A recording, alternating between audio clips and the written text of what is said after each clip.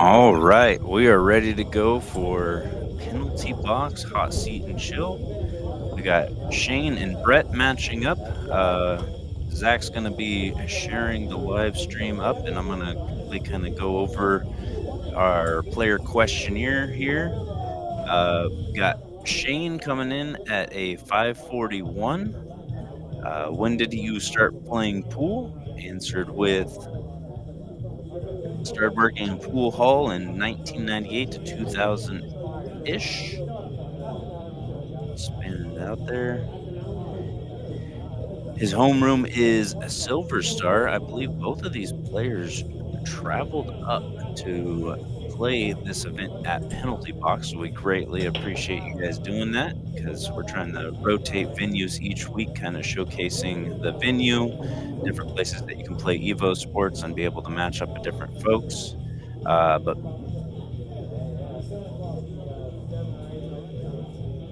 back to Shane here. Playing cue is a LaShawn. His favorite game type is 10 ball, and his least favorite shots are being tree topped over a ball or against a rail. Biggest win or favorite pool achievement playing in the Seattle Open last year. Such a great event that happened there at Ox, be able to play against the pros. A little jealous. A mentor or a shout out, he's want to go in with Jonathan Hahn. And other hobbies include his husky. Love that. Favorite player, SVB. Favorite celebratory meal for Shane is Cobb salad. All right, gonna go over the same questions really quickly for Brett. We got Brett Miller coming in at a 556 Fargo. Started playing pool at the age of 12. Homeroom is at Tim's Timber Tavern in Kelso, Washington. And playing Q is a Jacoby. His favorite game is also 10 ball. His least favorite game shot in the game is combos. And his biggest win or favorite pool accomplishment is winning some tournaments in the Spokane area in Tim's. Got a nickname, Miller Time. I like that. And a favorite player or a shout out, Sean Lewis at Easy Street Billiards. And his favorite celebratory meal is a ribeye. So got to know the players a little bit. I don't know either of these gentlemen personally well, so looking forward to getting to know them at the pool table a little bit this evening, seeing how they match up against each other. And they're meeting at a great venue here, the Penalty Box in Lakeview. I'm being told that we got 10 tables, all 7-foot diamonds, and we got one Evo table that we're going to be on here tonight. And we are doing a race to 13, 9 ball. Zach, do you know if they're doing winter break or alternating format? He's deep in sharing still, seeing if he goes back. We'll find that out once we get rolling here. I believe last week we did winter break, but we'll see. It's between the players and what they want to do, so we'll figure that out as we go. A couple cool things that happen here at a penalty box each week. They got a Friday night fights, matching up where they have local matches. They segment around the entire table here. If you're looking on the screen, making sure nobody comes in and through it, and get some local commentary going and have a blast. I've tuned in a couple of times. I've had some great matchups. So we're going to be getting started here in about 4 minutes. The guys are still warming up, and I come up here. I'm going to check my page real quick, go on mute, and we'll be live here shortly.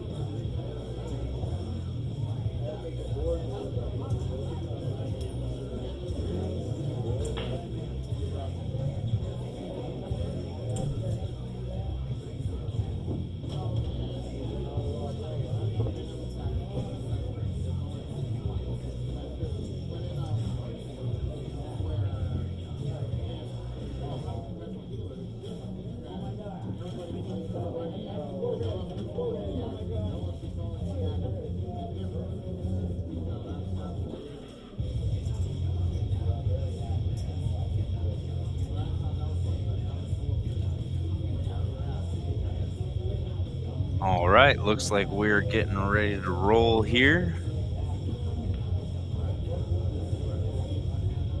Looks like they already determined who's breaking.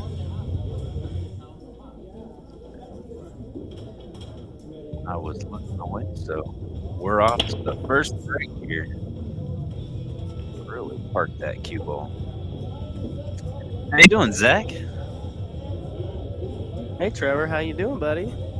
Oh, I'm having a good time. Looking forward to this matchup. Me too. How was your Monday? Monday was good. I got a new bed, and I gotta move that into place and struggle around a little bit, but I'm excited about my sleeping arrangements. I don't know why I just lost it, bro. That I got a new bed. Yeah.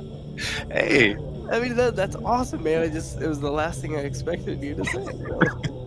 well, what can I say? So we're off to a good start here.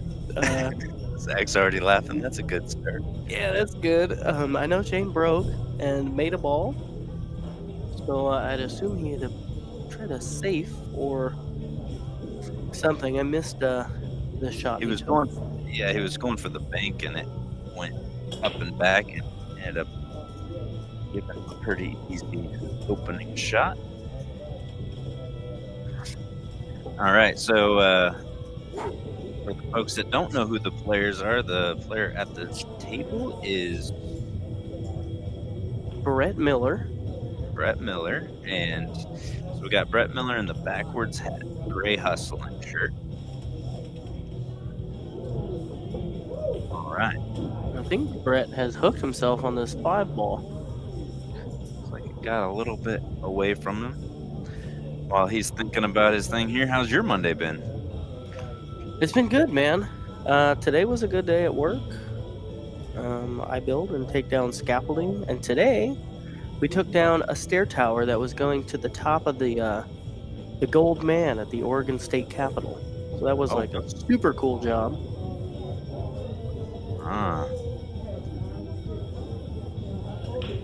Brett looking to go 3 rails and just misses the 5 is going to give Shane ball in hand and an opportunity to run his break out and be the first one on the board. It looks like he's gonna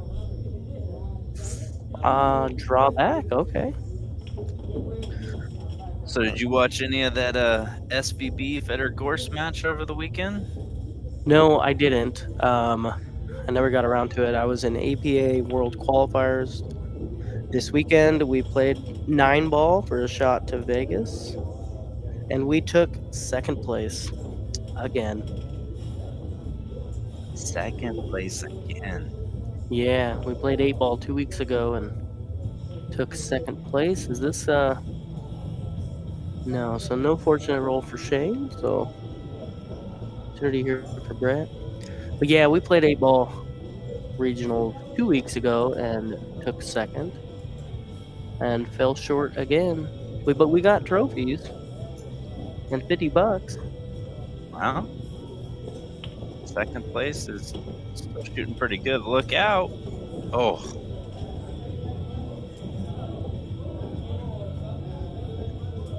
So it looks like they're doing winner. Oh no. yeah, because Yeah, Shane racked his own rack. So it looks like they're doing rack your own winner break. Because I haven't gotten a response from the players, so that's what I'm going to assume. we're still working out Yeah. the kinks, y'all. We'll have all the details eventually. Yeah, Dialed in. one of these days. on One my of these days. notes Maybe Tuesday. maybe Tuesday, yeah. But I'd gladly pay you Tuesday for the results for the for this match today. So it looks like winner break, rack your own. We've got It's Shorty in the chat rooting for Shane, and Chloe in the chat rooting for Shane as well.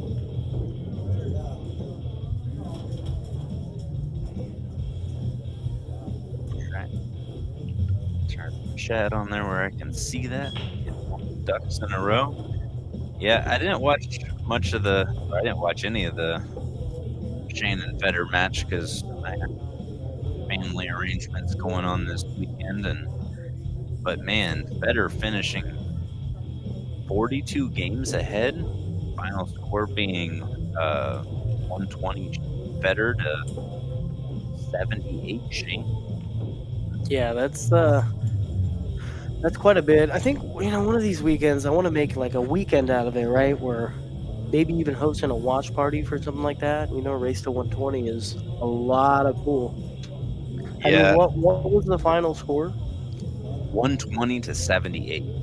It Yeah, was so that's yeah, 198 racks. yeah, it was Lot to learn. yeah, yeah. Been lots of talk going around is if there's gonna be a rematch because Shane won the last one, Federer won this one, but with that kind of a, split, it's kind of interesting to wonder if Shane's looking for a rematch and if Federer even, like, wants a tiebreak out of it because he kinda made a statement winning that heavily, you know? What do you We Yeah. got a poll popped up from EvoSports, thank you, what do you think? You think there should be a rematch, or you think that we should see somebody else playing those big money matches? Oh, I mean, I think they definitely need to do a rematch. I mean, you're playing pool with your buddies, right? It's 1-1, 2-2, 3-3. Like, there's always a tiebreaker. Yeah, So I 100% think they should. X pool, and I think Rail Yard Billiards, they do just an amazing job, and it just keeps getting better and better. I think There it's was such a sorry. I think it's a pay per view. I think it was like $50, but I mean, $50 like for a weekend of pool like that. I mean, that's a lot to learn, right? And they put on a great little show. So I mean, it's you're getting to really see the top level play for long periods of time, and, I've played one long race like that before last year because me and, a local buddy, Alex Brown, wanted to match up and just kinda see what it takes to play a match that long, and we did it on a 3-day weekend, uh, and I think we only did it to 100, and, I mean, we had some, like, 7.5-hour days. It was lots of fluctuations of momentum. right. Did you notice any? What are some things that you noticed while playing a set like that? As far as like fluctuations in your game, like did your game change throughout the weekend? Did you get tired? What did that feel like? Yeah, there was a lot of different things. I mean, Alex was up on me for the first 2 days. I think I got close to closing the gap on the 3rd day early on. I think I got it within 3, and I was, like, down, like, 12, and it's just, like, it's mentally fatiguing when every error is getting punished and you're getting tense and you're feeling it mounting of, like, how many games can I make up to get back, and so, like, watching the score kind of fluctuate between Shane and Federer this last time around where Federer was just got an early lead, maintained it on through, and just carried that momentum and just kept playing good. And, like, that's kind of the matchup that happened with me and Alex is Alex got ahead and maintained his lead, was playing great, and, it's one thing to be down in, like, a race to 7 and, saying, "Okay, 6 games to come back to win this," is doable sometimes, but, like, say you make those 6 games come back and then the guy gets another 5 games up on you and you're right back in the same spot, so, like, it's a mentally exhausting exercise to play such a long race with such fluctuations in your own performance, your focus. I think Saturday, the 2nd day, I was the most exhausted because we had played for 7.5 hours, and we had played the whole day before, and I just kinda got tired of playing pool. I wanted to do Yeah. something Yeah. Oh different, yeah. and I mean, I love the game, and I can play it for long hours, but losing for 10 hours at a time or being down 10 hours at a time, I was kinda ready for a different format, a different game type where it could be back to ground even, so, like, yeah, I think if you ever get an opportunity just to play a race to like 30, to know how much pool that is, how much focus that is, and it's a lot. Have you ever? What's the longest race you've ever played, Zach? 13. Was it like one race, or was that like the tournament format? It was one race. One How'd race I played Martin Chavez on PNW pool thing, which is a great stream. it really is. Um, but yeah, I've never played a race that long. We played an APA Masters format with BCA rules.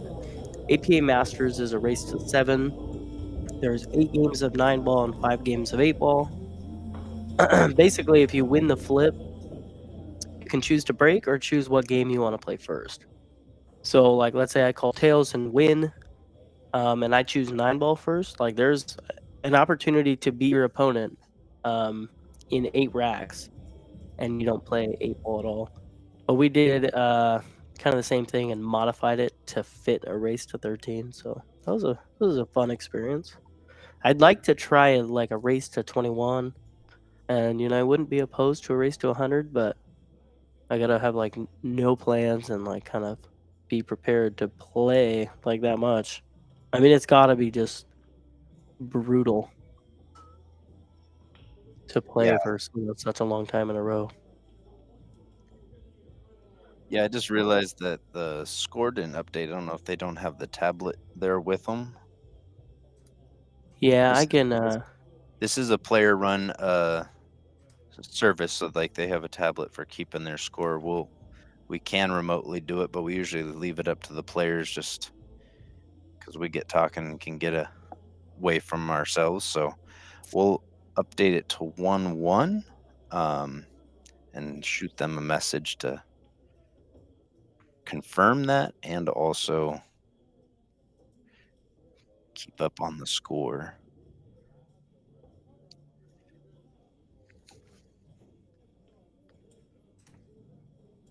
MC in the chat saying he'll take Brett for something cheap if anybody wants the sweat. Always makes it a little more exciting.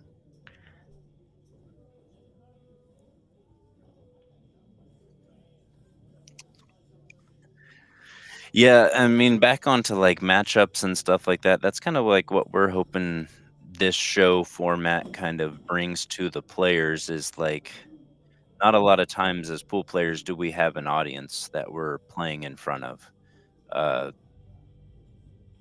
I remember the first time that I ever did a streamed match for a large amount of money and it got advertised and I was playing and doing okay, and then we took a player break and I decided like to pull up the stream and realize that there was a fair amount of people watching live, and man, the nerves. Oh yeah.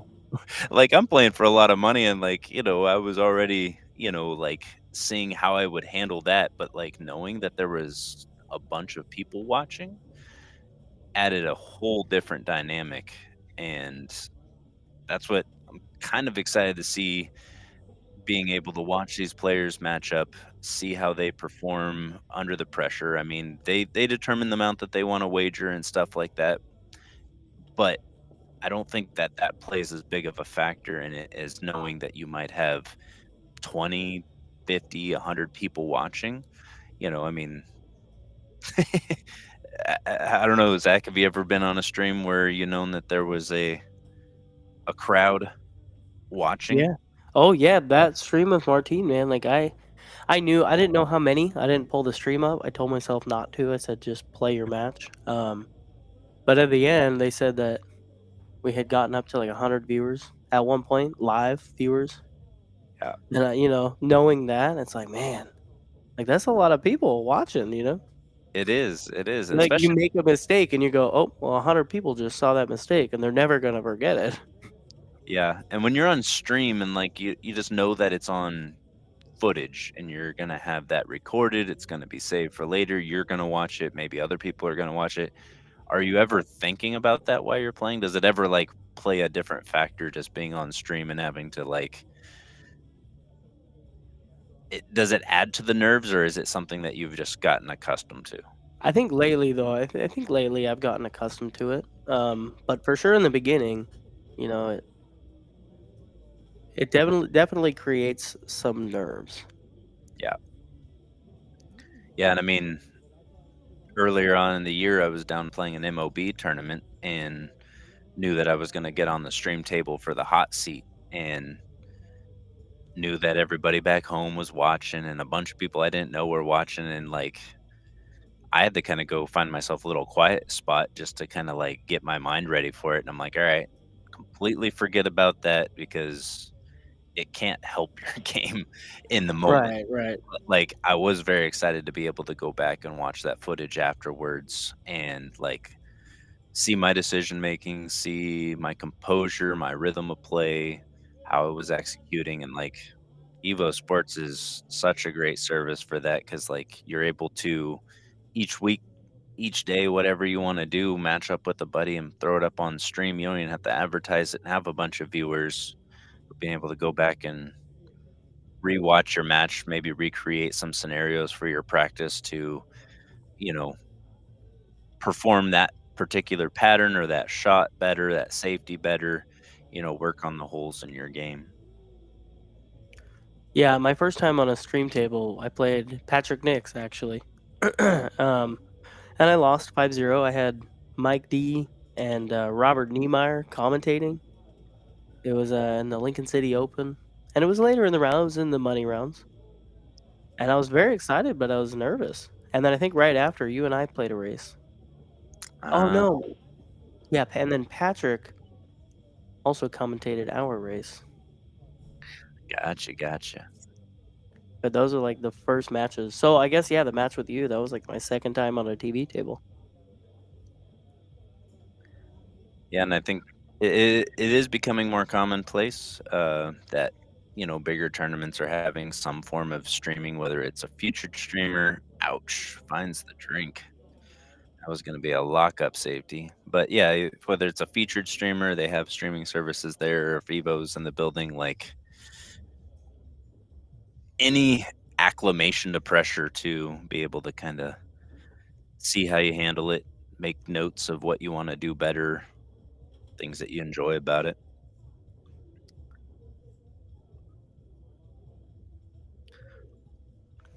One of the So I topics I believe wanting to bring up, go ahead. I was gonna say I believe it's 2-1 Brett. I'm trying to reach out to the players and have them change their score. Do you know who won the last rack? I was heavy in talking Yeah, about me too. stream, and that's why we have the players do it because I am able to change the score.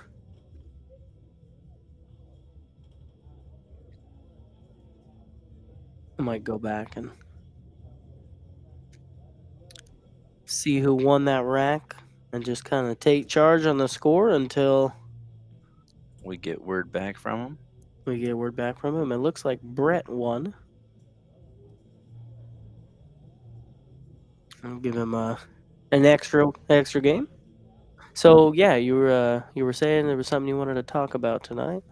Oh yeah, I mean it's a topic that's definitely been talked a lot about, but like I feel like people don't put like a tolerance level or like a specification on or specifics on like what is allowed and what isn't allowed, and that's sandbagging. Like we have Fargo rate as a system that we all work off of and use on a regular basis if we're going to match up against somebody or if we're going to play in a tournament. And it's been known to be, reliable. A lot of matches go very close.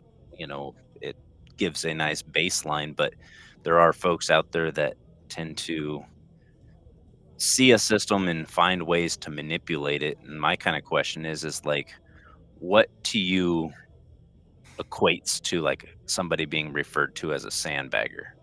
Is it throwing one game, throwing like a certain number of games to drop a point or five?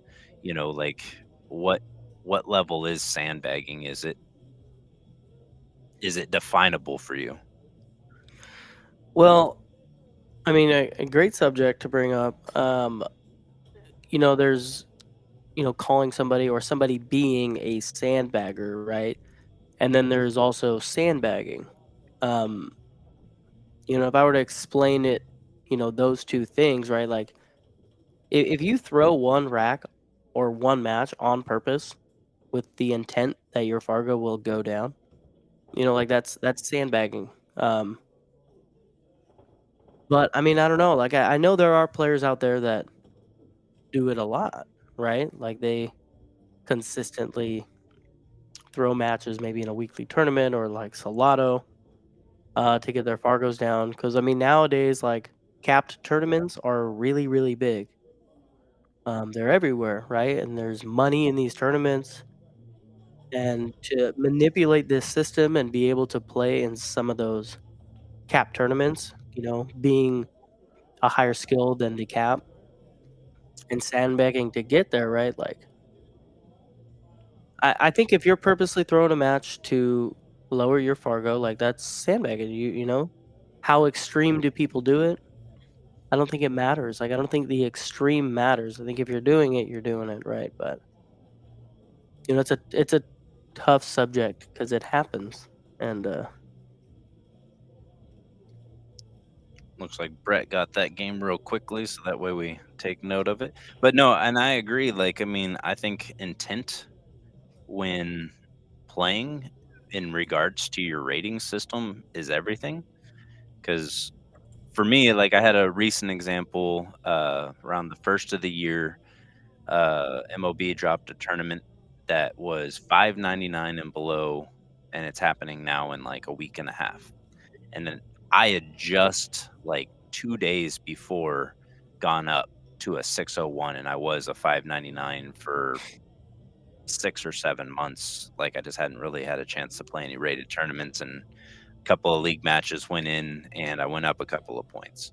And I had a couple of buddies that are like, "Hey man, like it's 2 points. Like it's nothing. Like you should just you know toss it in league the next couple of weeks, and then you're able to play in that tournament." And like it's the only time that I ever, like, thought about it because I was like, there was never an opportunity where I was, like, close to even take it into consideration, right? Like, it was always, like, 10 points or 8 points, and it was never even like "Oh, this is maybe" like, it was never even a consideration. I thought about it, and I'm like, "That just doesn't feel good to me," like, right, it's all about all integrity too. yeah, Like so as much. an individual. Like for me, like I'm trying to raise my Fargo. And because before 6 months ago, I think I was a 540, 550, and I didn't truly believe that's what my Fargo should have been. I should have, I thought it should be a little higher than that.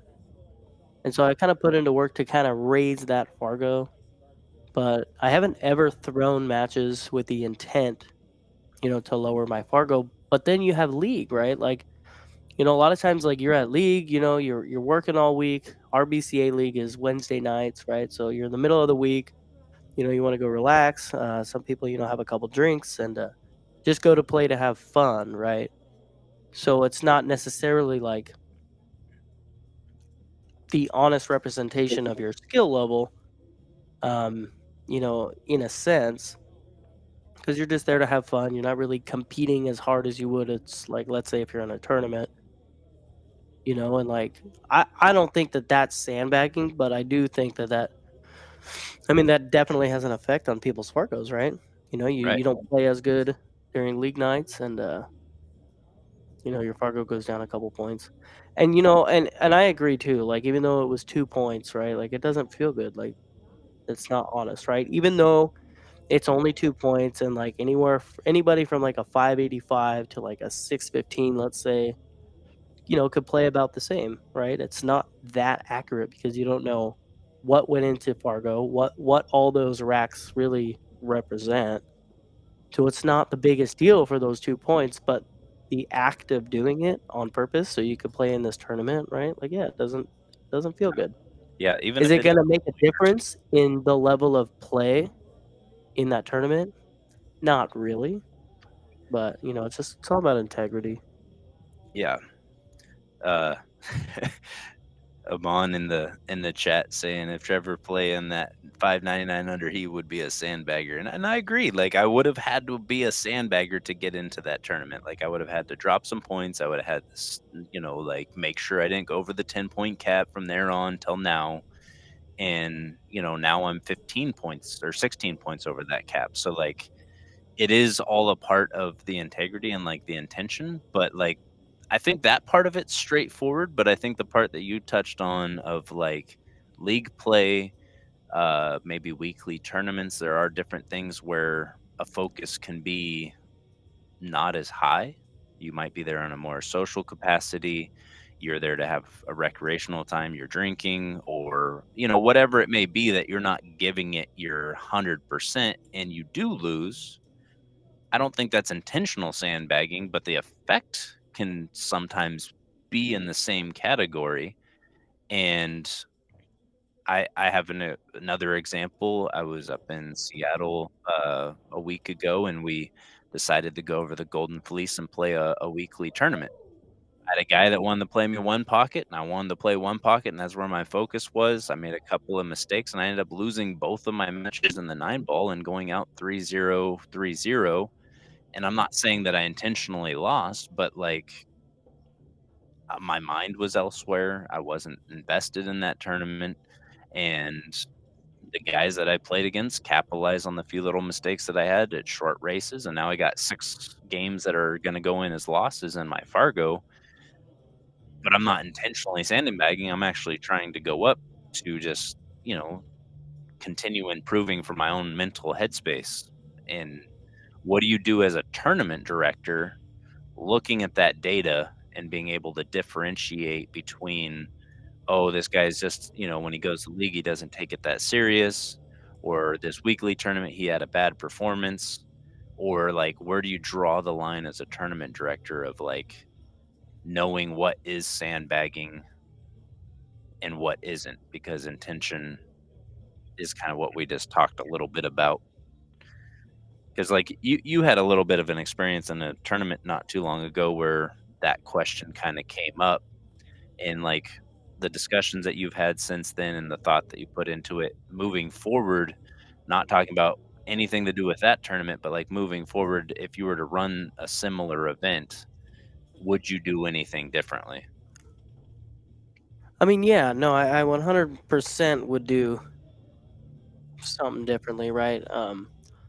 Have people put their matches set to public so, I can view them and kind of see patterns, right? I mean, it's tough to go through because I had 47 players, right? So in a tournament like that, it's tough for a tournament director to kind of go through everything, look at patterns on every single player, and like really determine if they're, quote unquote sandbagging.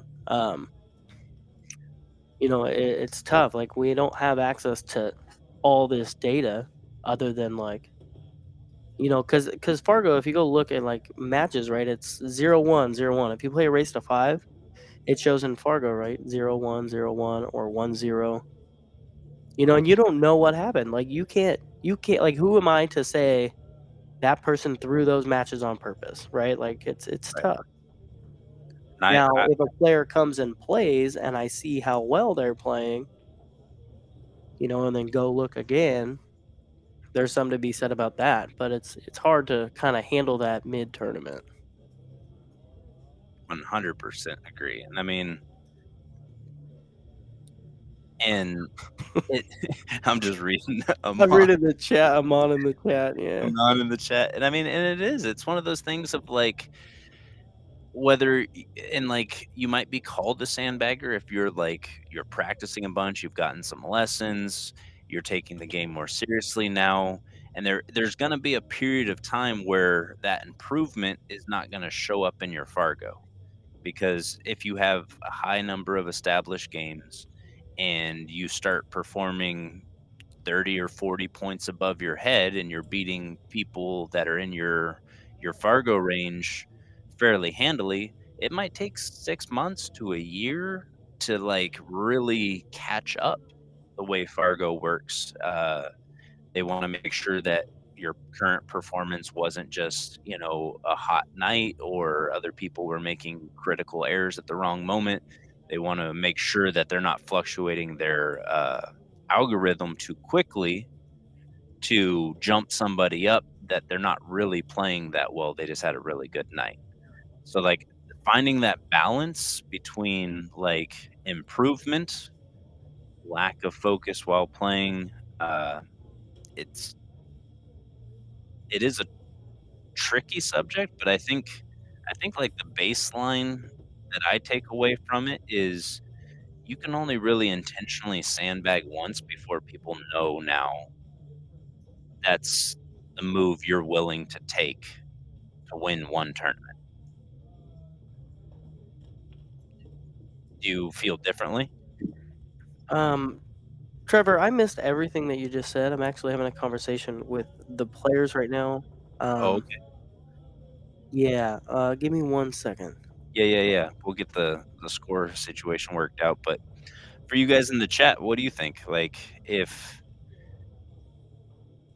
you're a tournament director and you're trying to differentiate between players, there is only so much information, uh, that you have access to and differentiating between, like, win-loss. Do you think that you should be more of a stickler on somebody who's not known for sandbagging? If you see some, like, red flags, you reach out to some of the local players in that area and be like, "Hey, is this guy known for this, or is this just kind of a situational issue, or should I, like, allow him in the tournament?"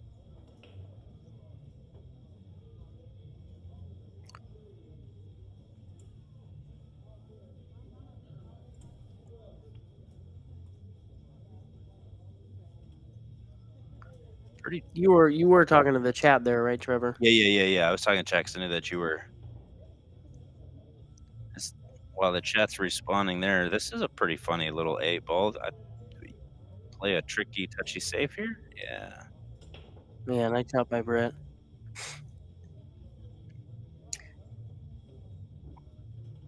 Yeah, Crispy Dog, the kinda idea behind this show is kinda get the chat involved, talk about topics. Look at this 9 ball going down. Oh Wow. my god. I think somewhere we have, like, a little Yeah, that was money. but yeah, we kinda talk about stuff, what's going on in the pool world. We'll, definitely touch on the match here and there. Well, you should kinda, like, let the match get rolling and, pay attention to kinda, like, key moments early on, and once it gets closer to the finish line or somebody is mounting a comeback, we kinda get into the pool aspect of it, but the first couple of games, we kinda open up discussions and kinda fill the empty space and jump back in pool once it starts getting to the nitty-gritty. Yeah, it seemed last week we had a match actually go hill, and the last, I'd say 4 racks kinda really was just us commentating the rest of the match. We wanna get the chat involved, we wanna talk about some topics going around. That's kind of the idea behind this show. We're trying to travel to all the venues that have EvoSports, and give some of the players in their respected locations a chance to kinda get on the show and play a match while we kinda just talk. Yeah, that was great touch on that 1 to the 2 there. But I completely get where you're coming from too, right? Like, as pool players and people watching matches, like, we wanna hear the commentators talk about the match, what they should have done, what they did right. So completely get that.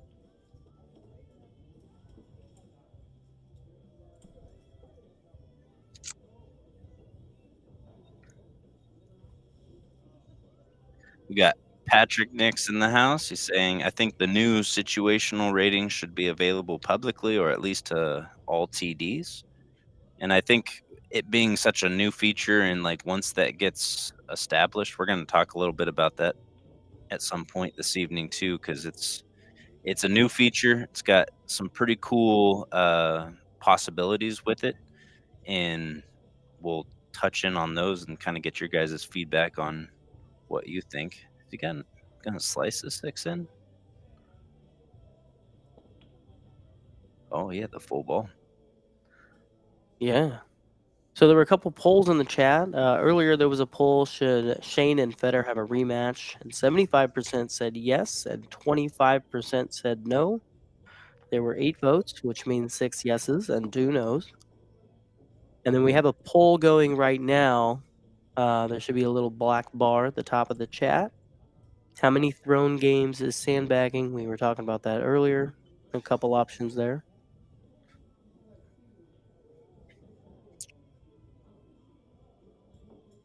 I do Yeah, gotta Ed, robustness definitely matters. I don't know if Trevor had touched on this yet. I'm kind of like just coming back into the match and the conversations.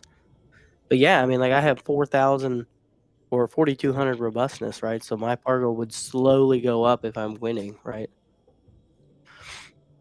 yeah, like, I practice super hard for, BCA nationals, or worlds, I should say, in Vegas, and performed really well before Situational Fargo came out. Like, I was using this spreadsheet that kinda says, like, your performance rating for set number of matches.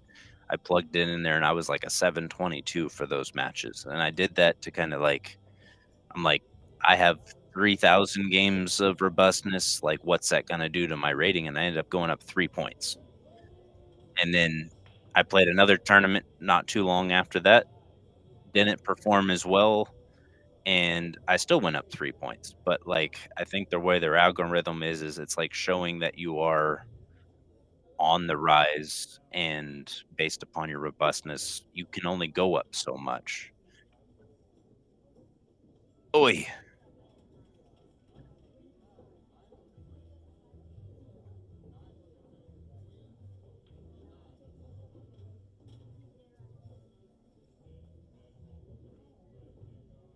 Yeah, I'm on in the chat saying everybody wants to or nobody wants to lose a match, everybody wants to win. If you have 2 to 3,000 of robustness, that'll make things pretty easy to tell what Fargo bracket he or she may fall in. And I mean, yeah, if you've got a well-established rating, it does typically show pretty accurate ratings, but, like, I think in instances where somebody's putting in a lot of work into their game and a lot of practice hours, getting the right teaching, they can improve above their rating, and that high robustness has an adverse effect of, like, they can be called a sandbagger because they're playing way over their head, but Fargo hasn't caught up yet. And is it, like, that player's responsibility to, like, message Fargo or tell tournament directors, "Hey, I might be a 550, but I'm playing at a 600 speed right now."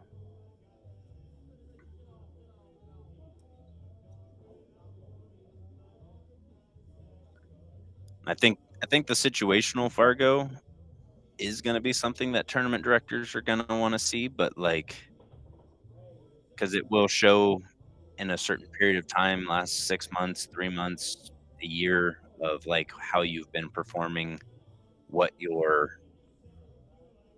current rating is, and what that shows, and say you're a 550 player and it's showing that you're playing at a 388, that might raise some red flags of, like, why is your situational Fargo showing such a low score compared to your current rating?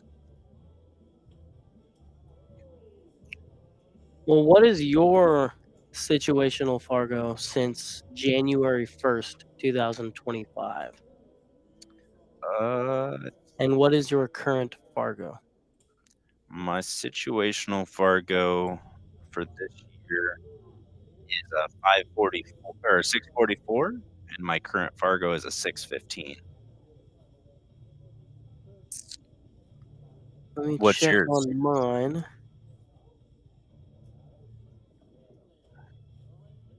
So my current Fargo is a 582, and my situational Fargo is a 608.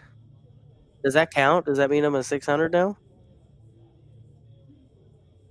No, not quite. Not quite. It's just kinda Not quite. like, you're working your way there, is the way that I'm, like, telling myself, like, "Am I a 640 player now?" Because my so far for this year, I've whatever their algorithm says plays on that. It's like, I think you have to maintain it for a certain period of time to, like, prove to the system that you haven't just been getting lucky.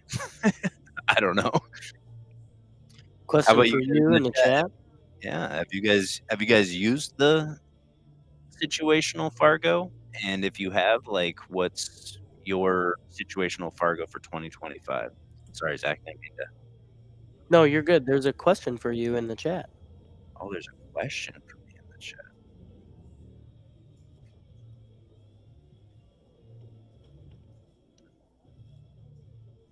So Brett kicking and getting a good hit on this one and looking like he's gonna get a nice lead. We might see the short cue coming out for Brett. Yeah, looks like he's going to grab that right now.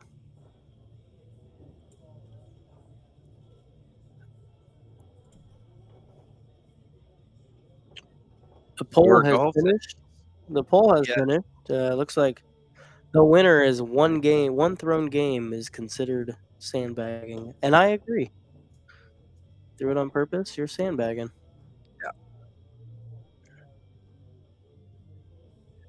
To answer your question, store golf 1, 2, 3, 4.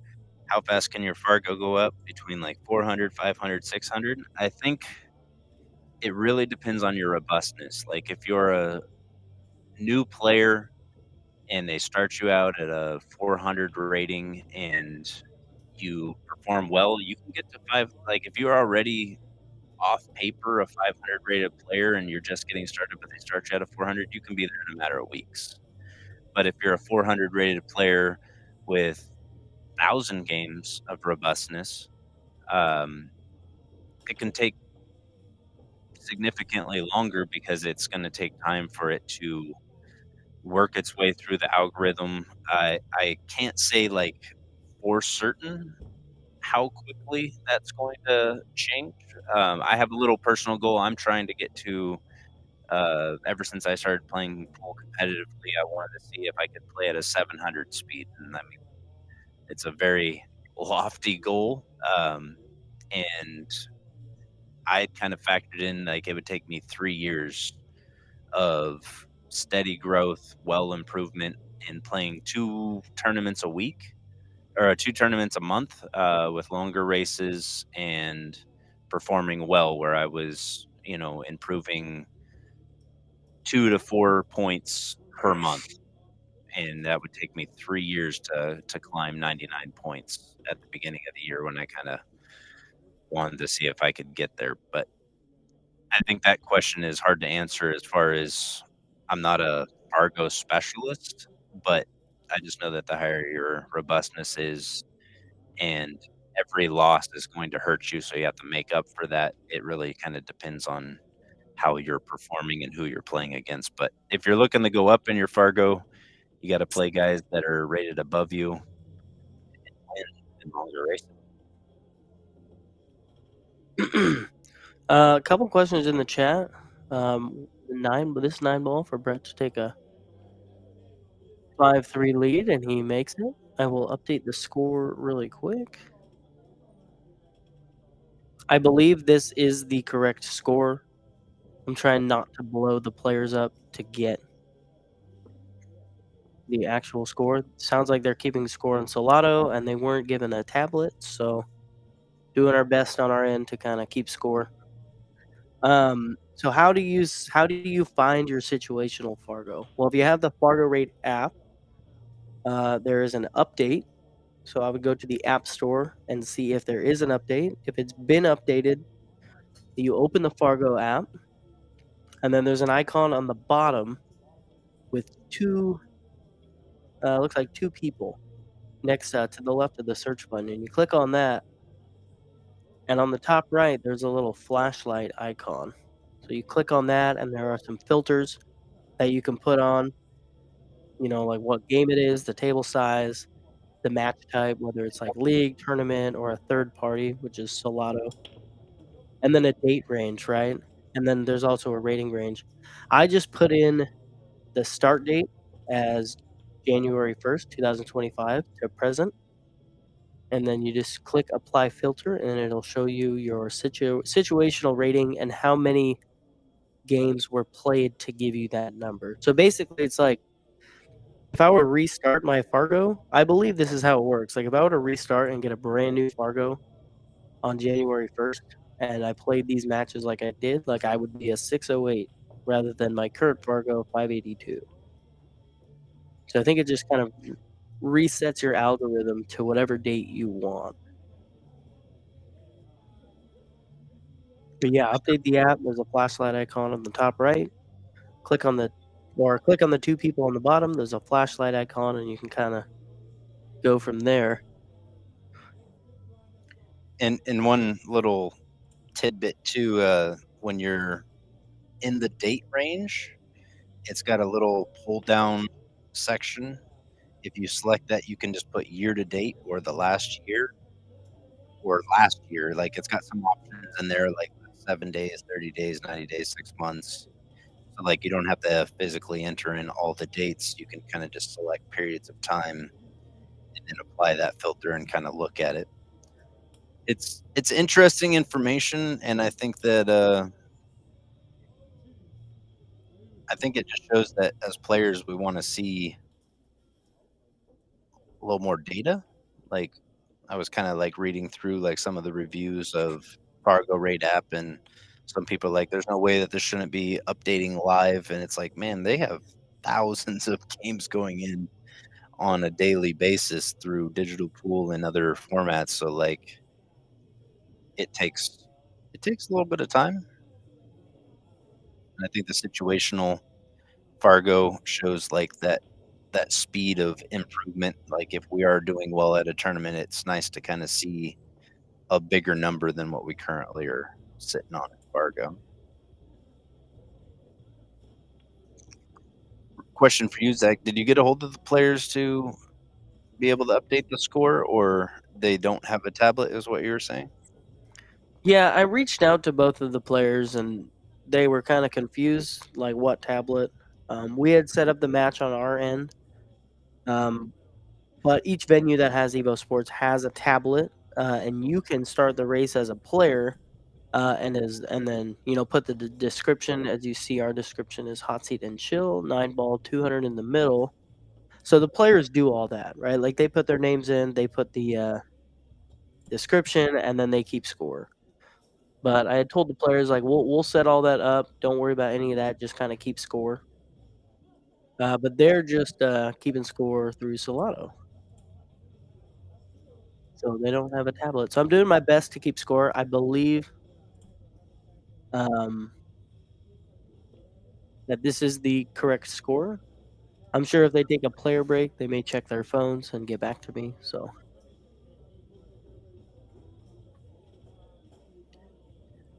Gotcha. Just got some word from Justin that there is a tablet on the wall, and if you let them know that they just got to open it up and press 1v1, it'll all be there for their score. So,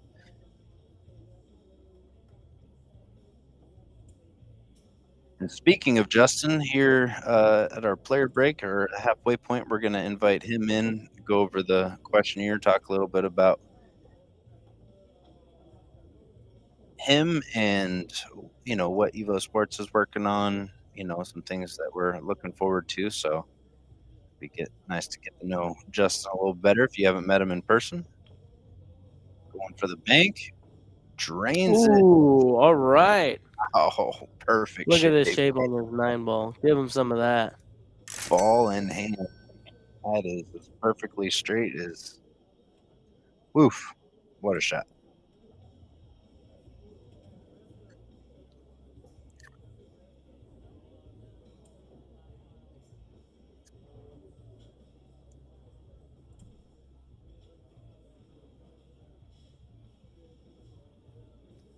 Oh, we got Secret in the chat.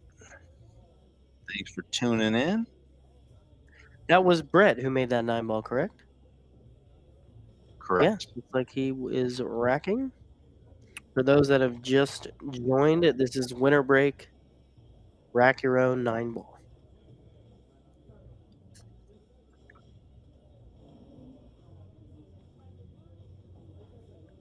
John C in the chat saying his situational Fargo is a 621, but he's only a 604. But hey, that's showing signs of improvement. You know what I mean? I don't think, unless you're playing perfectly to your rating, that it's going to show exactly the same because it's just a period of time that it's taking that data, whereas your official rating is the accumulation of every game that you've played on that's been entered into. Speaking of secret in the chat, you got a tournament coming up this weekend you want to tell us about? Secret always has a tournament going. I Every know. weekend, it seems. Runs great tournaments too. I've yet to play in one, but I believe if everything goes right, I'm planning on playing July 4th weekend in the Oh, trifecta. all right. What format is the trifecta? Secret can correct me if I'm wrong, but I believe it is 8 ball on the front, 9 ball on the back, and 10 ball in the money rounds.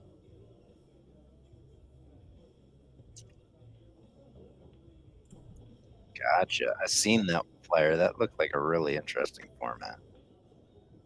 Yeah, I'm very excited to play in it. Secret says that they got a Fargo Fair Match hot race at Fleece this weekend, and that the 4th of July weekend is the trifecta that you mentioned, and that'll be at Scratch Billiards. Oh, Oh, okay. So an opportunity here for Shane to get himself in this match, get himself back in this match.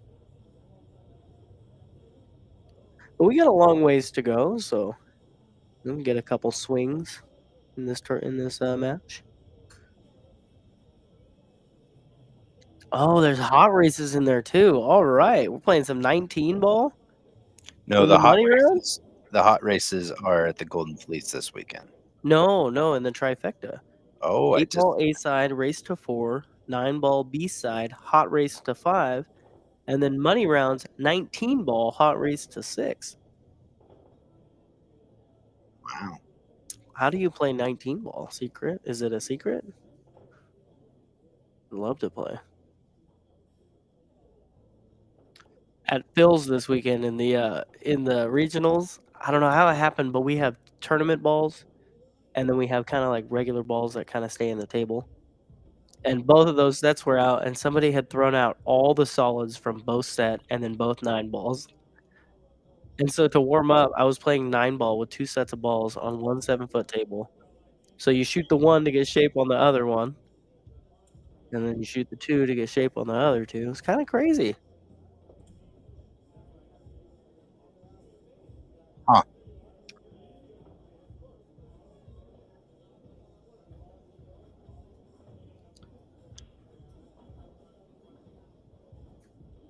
That 8 ball is in a very uncomfortable position. He can split the uprights and come across the table back and find himself on the rail between the 9 and the 8 would be perfect. Ooh, a bump there wouldn't hurt either. So this is one of those banks that if you're gonna go for the one rail bank, you kind of gotta slam it with some inside. Or, well, yeah, inside.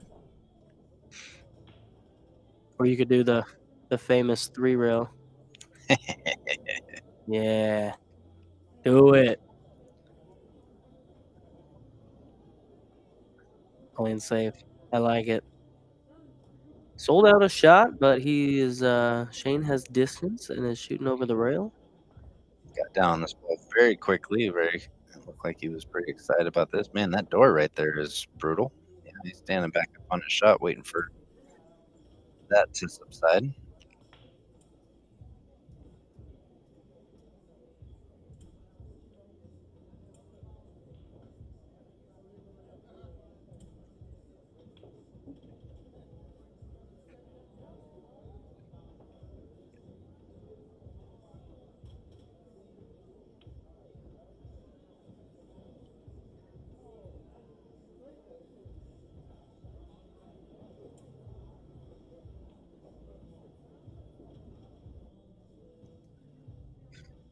All right, we're going to be inviting Justin Lee, CEO of EvoSports, in here after the end of this rack.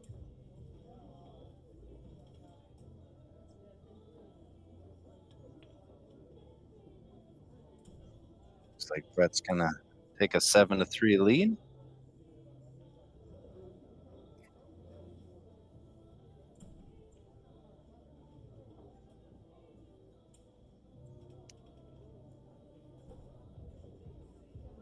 Man, 9-ball goes so much faster than 10-ball, doesn't it? Yeah, way faster. Last week we got done at what? 10, 15? Yeah. Playing 10 ball, race to 11.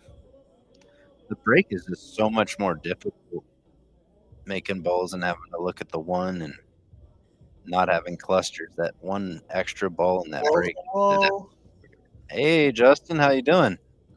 hello world. Welcome to Hot Seat and Chill. You up for a little questionnaire? Yeah, I'm ready. I farted a few times. My seat is plenty hot.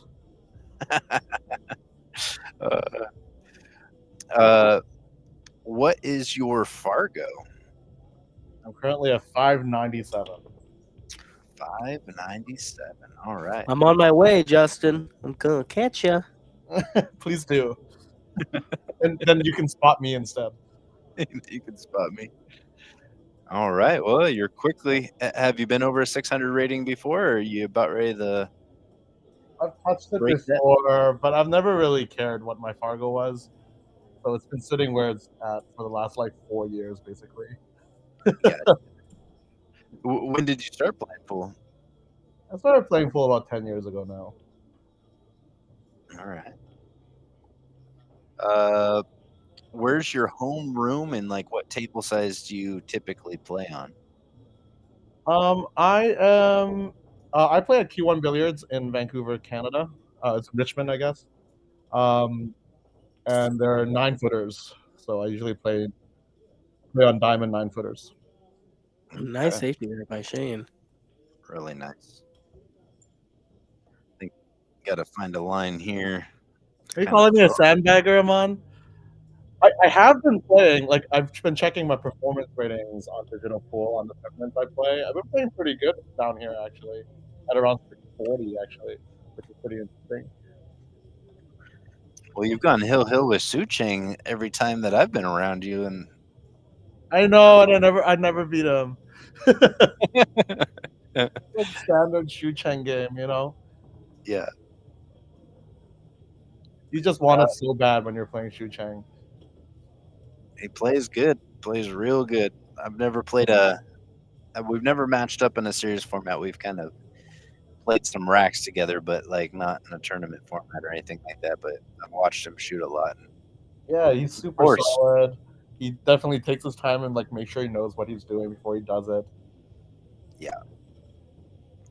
What playing cue do you play with, Justin?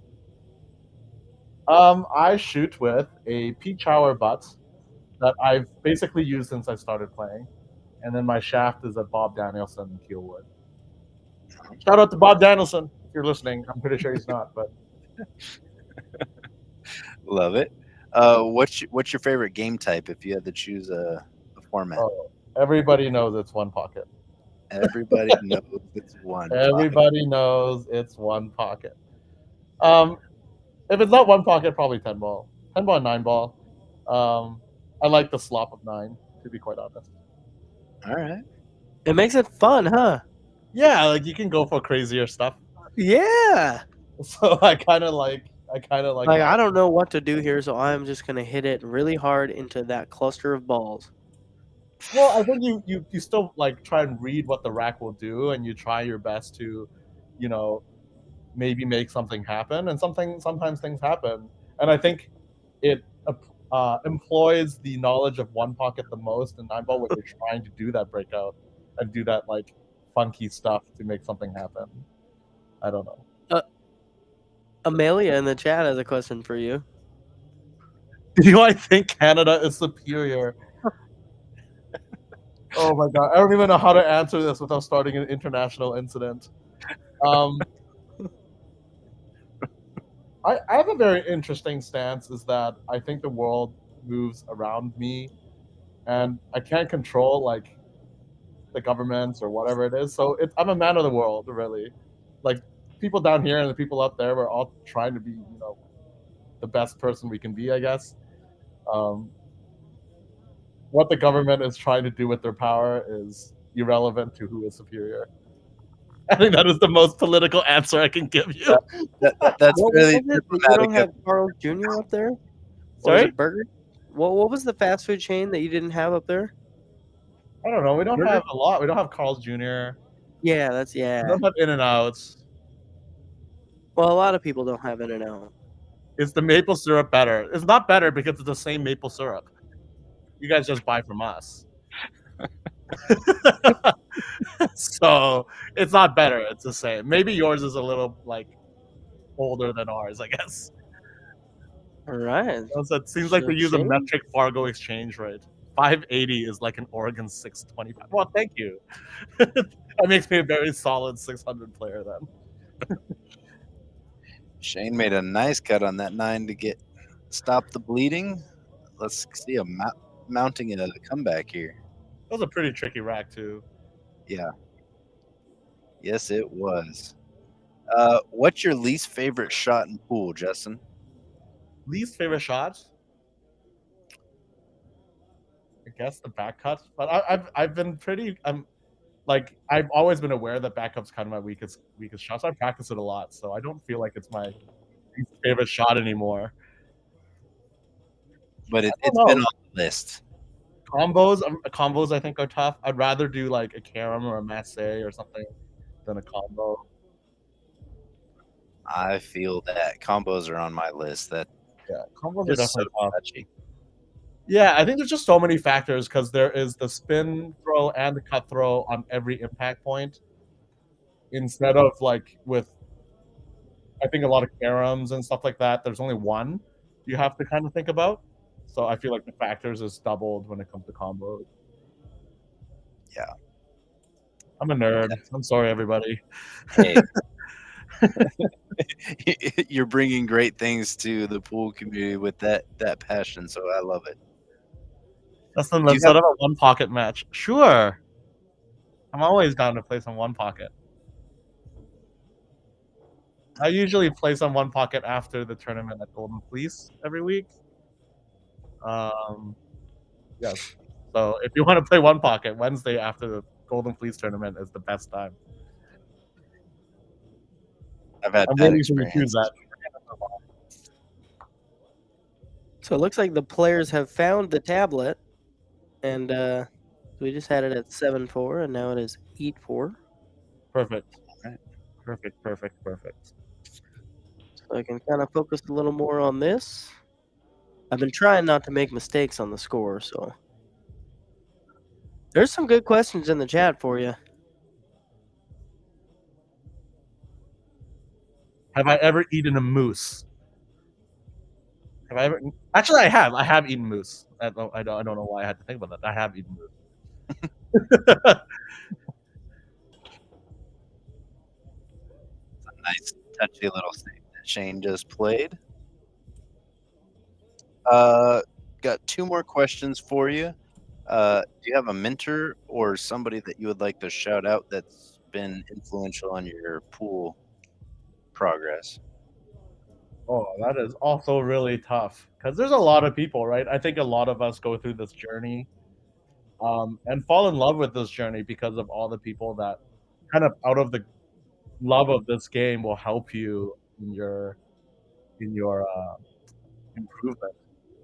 In the very beginning, there was a player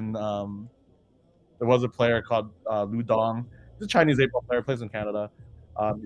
He's the one that kind of taught me the fundamentals, and that's why I shoot kind of like a Chinese 8-ball player, is because that's where I kind of learned how to play. And then all the league operators, all the tournament directors in Vancouver, obviously, and then I don't know. It's like as my journey kind of grows with Evo, I meet more and more people that everybody has kind of contributed to, I guess, not just my pool game now, but also who I am. So yeah, I think Lu Dong would be the most important person. starting my career, and I don't think a lot of people know who he is because he's back in China now, doing his own stuff, and yeah, he's not in the community anymore. Gotcha. That was spectacular running into the 8 there, Yeah, Brett. great shape.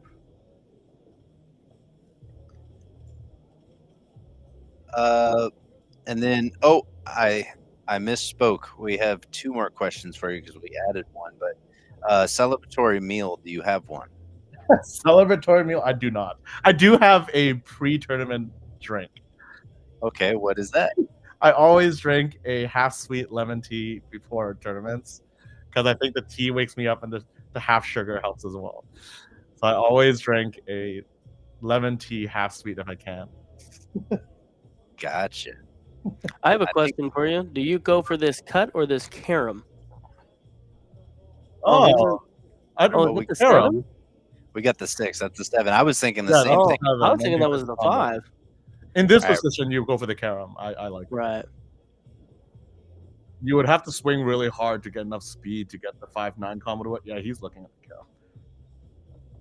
Good job, Brett. This is Brett? This is Brett. Yes. This is Brett. Big shot. Oh, flirting with that side pocket. Needed to hit that 7 a little thinner, but it was a pretty good effort. Yeah. Yeah. Tough lay. All right, Justin, you ready for the last question? Yeah. Well, I'm gonna with the 9-ball where it's at. I'm gonna wait till the end of this rack. Yeah, that's a good idea. Shane's got to work a little bit of magic here. Now he's weird. Oh no. This is your back cut, right? And the harder part is the back cut doesn't give you shape here, though, right? So you have to hit it pretty hard. This is not too bad now, especially on the 7 foot. I don't think the back cut's scary. I just think a back cut on the 9 foot is scary. Yeah, I mean, I like running the cue ball back and forth with a touch of draw. I almost would rather just go forward because then I can just like go do this, and I'll just play the short rail, short side. Because it's weird on the other side because the pocket's there. Yeah, I kind of like that. Maybe not that far, but this works great. Yeah. That's a nice shot. Yes, it is. Come on, Shane, make it exciting. Nice. All right. What a shot. Nice finish by Shane there. Yeah. All right, give me the last question. All right, the last question is, what's one thing about you that not many people know? I feel like I'm such an open book because anyone can ask me anything. Like if you type in the chat right now and you want to ask me something, I'll answer you as truthfully as I can. I don't know, things that people don't know about me. I guess down here in America, not a lot of people do. I know I do card magic. That's kind of cool. I've done card magic for about 10 years before I started playing pool, I guess. So I'm pretty good at it. If you ever catch me out there, you can ask me for a magic trick. I usually have a deck of cards on me. There you go. Justin has absolutely blown my mind with his magic tricks. Like seriously, it just like what you don't even you lose your words. Thank you. I love close-up magic. Like somebody who's like worked it with their, their hand-eye coordination and all of that to get, and the knowledge base that it takes to pull some of those things is incredible. I don't know enough about it that I'm probably misspeaking, but Oh, you're good. It's just practice, just like pool. Once you learn the move, and then you just practice the move. all right. But I love performing. So if anyone ever wants to see something, come up to me and. I play poker as well. I do play poker. I actually only learned how to play poker about 2 years ago, but I love it. I'm Asian, obviously, so love my math.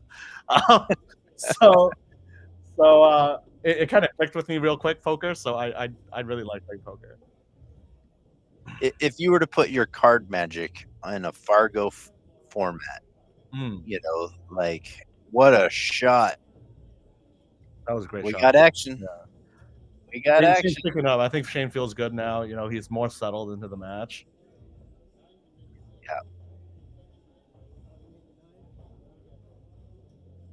Might be looking at a little player break, but back on the card magic, like, you if you were to put a Fargo rating, like, the best player in the world being a 550 or an 850, like, I'd your say average for guy being card magic only, because I only do cards, basically.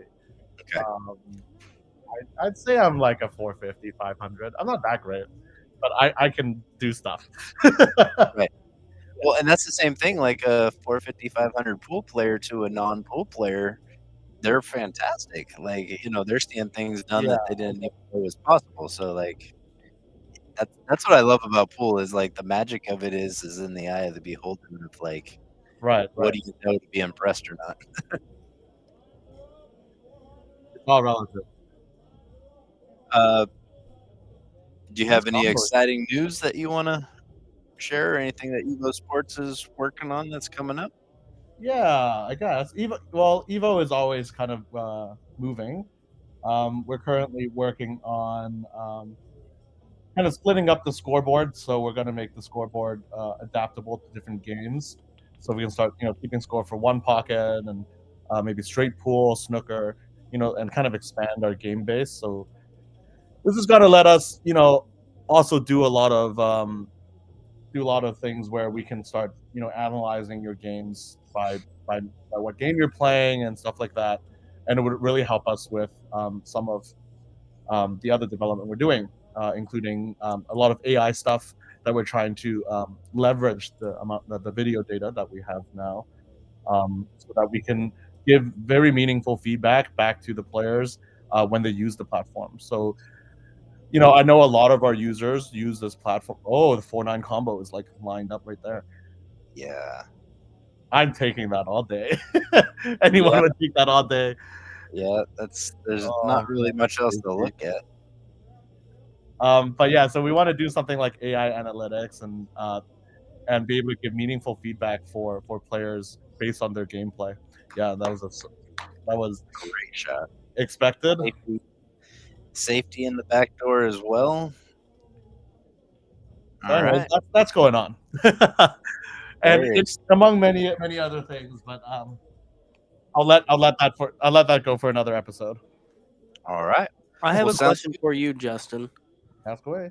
You said your Fargo's a 597. I don't know if this was asked yet, but have you messed around with a situational Fargo? And if so, I have. what is it since January 1st of 2025? I'm at 600, right on 600. Oh, well, we established earlier that it doesn't count. Yeah, I know. I'd rather it not count. Like I'm really happy with where it is. But I know you You have said to play all these you don't 597 care about the numbers. Fargo. Yeah. The Fargo would change as it is. Like I think sandbagging was one of your conversations earlier, and I always felt like I wanted to use Fargo just as like a baseline. Like it's never something that I should be trying to change. The more I try to mess with it with sandbagging or trying to whatever, you're just getting a worse representation of what that number is to you.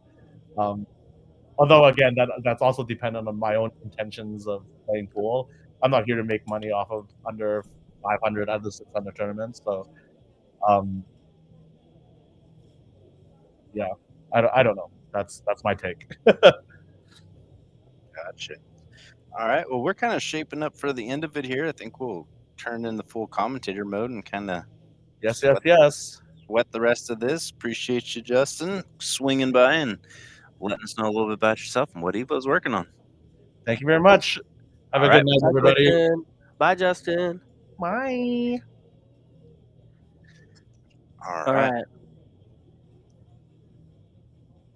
We're going full commentator mode. I think I need a beverage. So I'm going to run and grab something really quick, but kick us off, Trevor. Alright. Brett plays a nice safety here. It's gonna be real hard not to sell something out or scratch off of the bottom side of the 5 and the 1. Going with a short cue.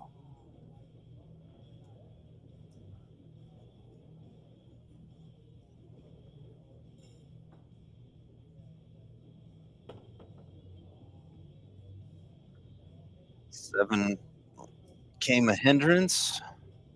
Pretty open rack. Good opportunity for Brett to get in the double digits.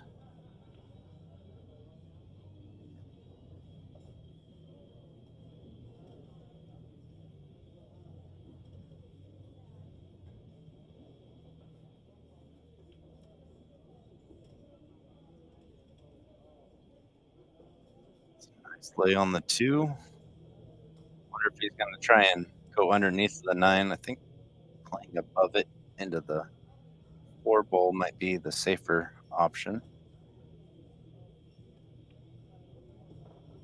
He split the uprights just right.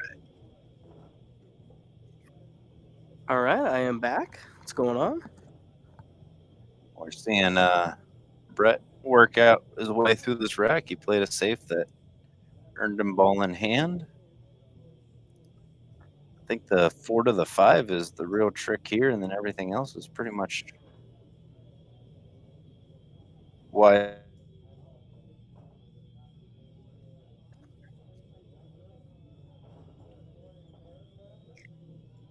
Needs to go.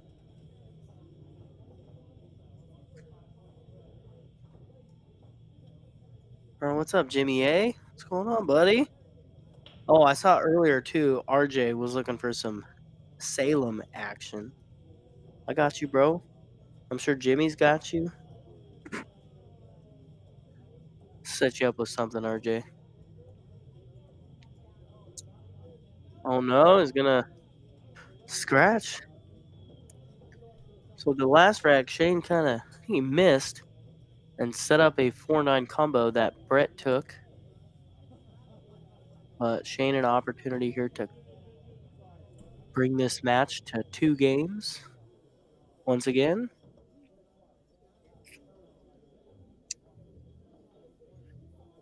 Jimmy in the chat asked when I'm going to come give him lessons. Well, we can play some, and we'll see who needs to get lessons afterwards. It's probably you. I know.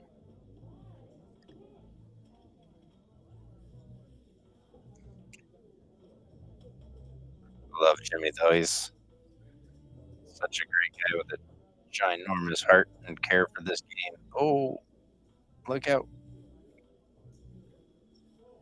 I will say, when I went to go grab this drink, I did see noodles cooking on the stove.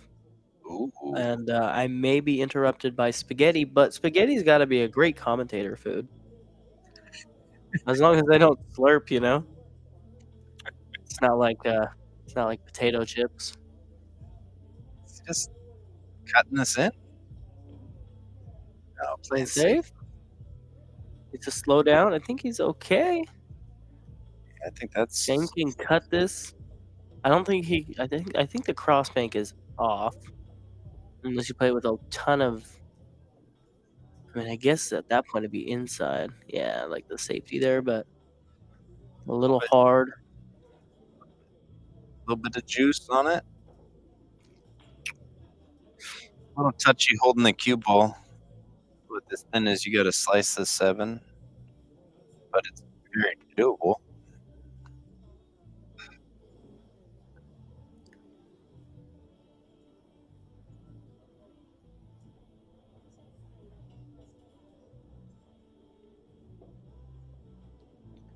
Yeah, that's one thing, man. Trying to hold the ball. You got to be really, really precise with it. I mean, and he could have. The speed was good. If he would have made that, the cue ball's, right here. Wow. Fired that in. I think he's gonna have to take the bank here. The banker slices it in the side, but I'm playing the bank. I think I'm playing the bank here. I think the cue ball runs away a little bit, so you may get something on the rail if you play it with a little bit of follow. Did Thanks, he just Brady. line up for the cut? I think he did line up for the cut. Yeah. I was just saying have a good night, Brady, because he was saying that he was running. Oh, my goodness. What a shot. All right. Closing the gap. Yeah, Jimmy. Yeah, baby number 2 is coming, dude. Baby number 2. Yeah, Wow, how exciting. I know.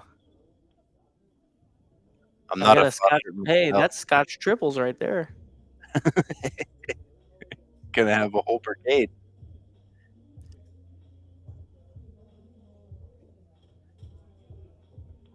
Yeah, I didn't quite give the shout out I wanna do to Madison for making this bomb spaghetti.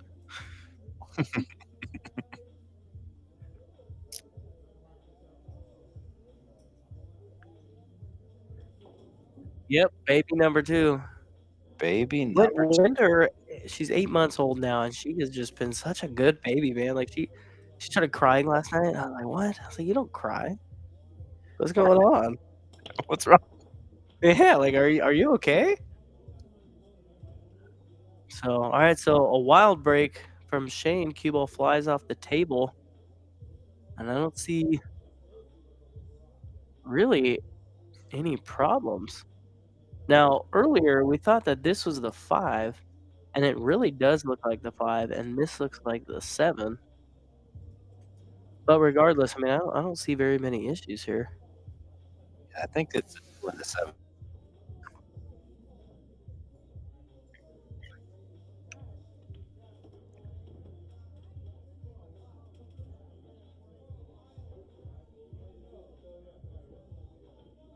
I think it's enough to just kinda cheat the pocket and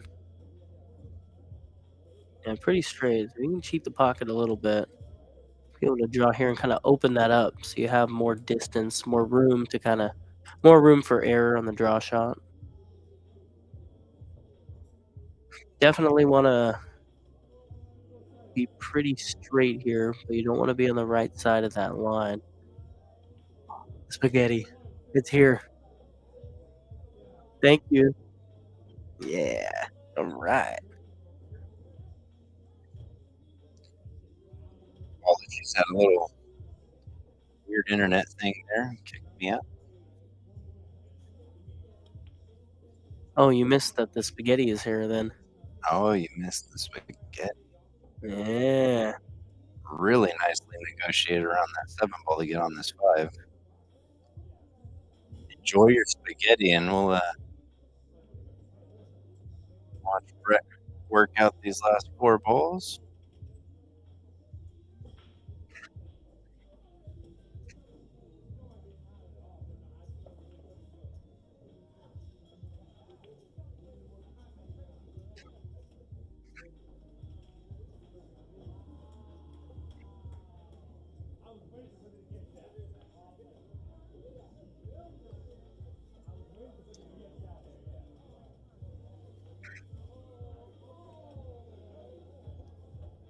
Really nice speed control coming around 3 rails, get a little thin on the 8.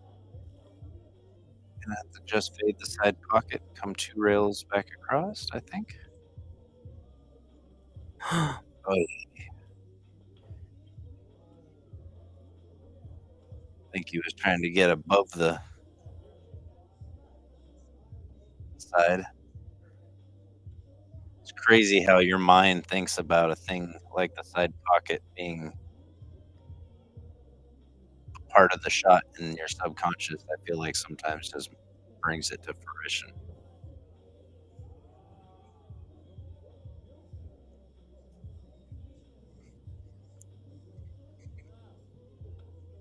Big moment for Shane here to have an opportunity to be able to bring it within 1.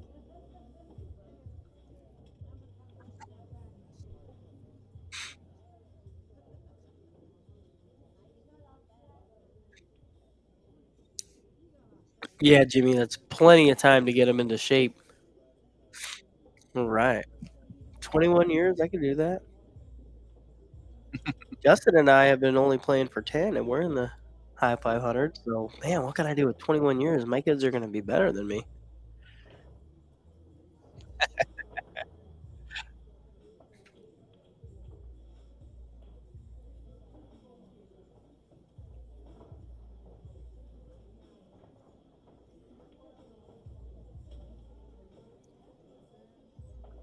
Within 1 and breaking. You know, it'd be super cool for Hill Hill 2 weeks in a row. Just saying. That would be wild.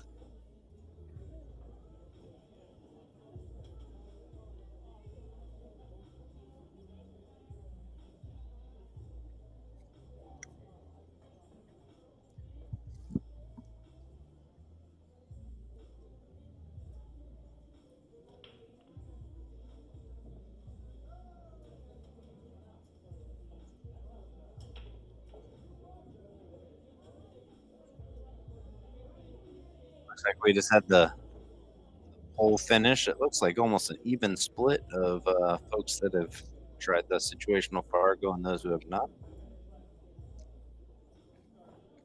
Boy, you had to just clear that 5 ball.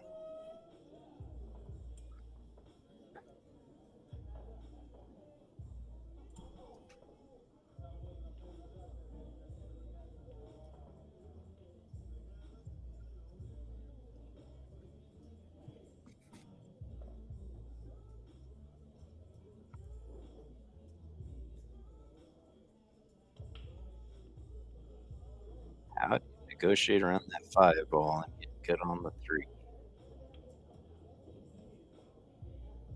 Wow, that was really well handled. Yeah, great shot. He's gonna be able to go up and down pretty comfortably too, because he's got plenty of room. I mean, really, like he's got all this. Like he's almost got 2 full tables to get shape on this 4. Looks like he was off the rail a good amount, so I didn't really need to do all that. I think you can end up real close to where his cue ball is at right now would be Oh, look at that. beautiful. I think his cue ball was right here.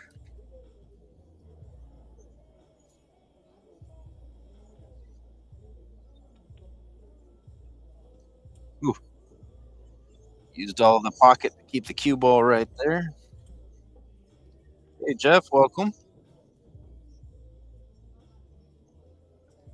Yeah, John, see, situational is interesting, and I think depends on if like you've been feeling comfortable and playing well, or if you've been struggling a bit recently. Like, there's lots of little factors. I'm a lover of all things data because that's how we see where there's room for improvement.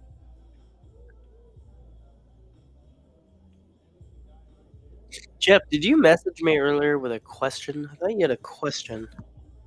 I mentioned bring it to the chat. You messaged me earlier today or yesterday.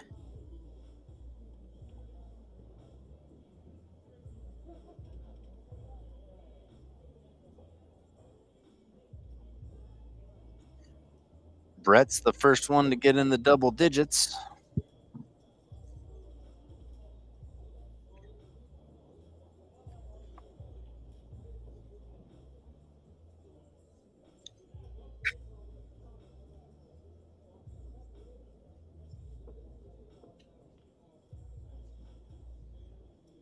Gotcha. Am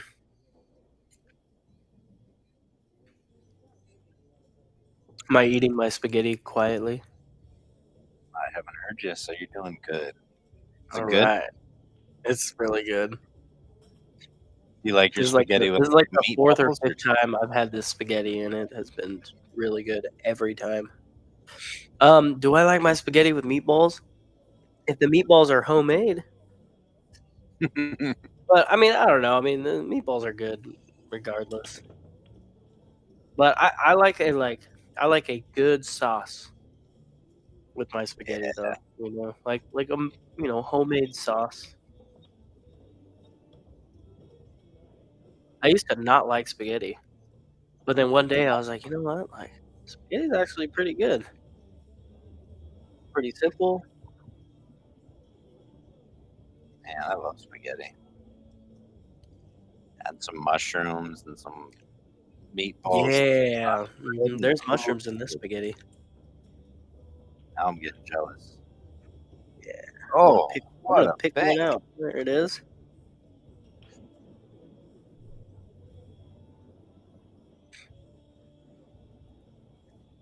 Yeah, and to those watching, I apologize. I mean, I shouldn't really have to apologize, or I shouldn't apologize, but I have very bad allergies right now, so I'm sure I sound awfully nasally.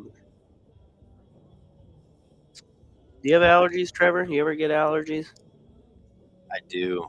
It's typically only like a week a year though, like when everything's really going off in the pollinating wise. Brett's Yeah. looking really strong to break and run this rack right now. Catching a gear at key moment. Sorry, carry on with the Oh, no worries. Yeah, once the allergies hit for me, I mean, they last just forever. what a cue ball there. Dead center table, perfect 9-ball position location.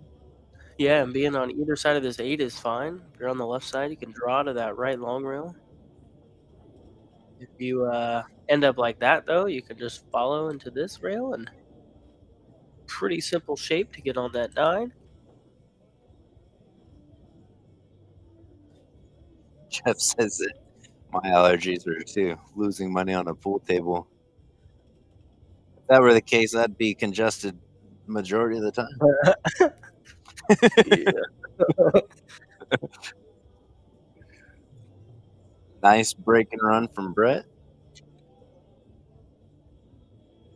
Putting the pressure on.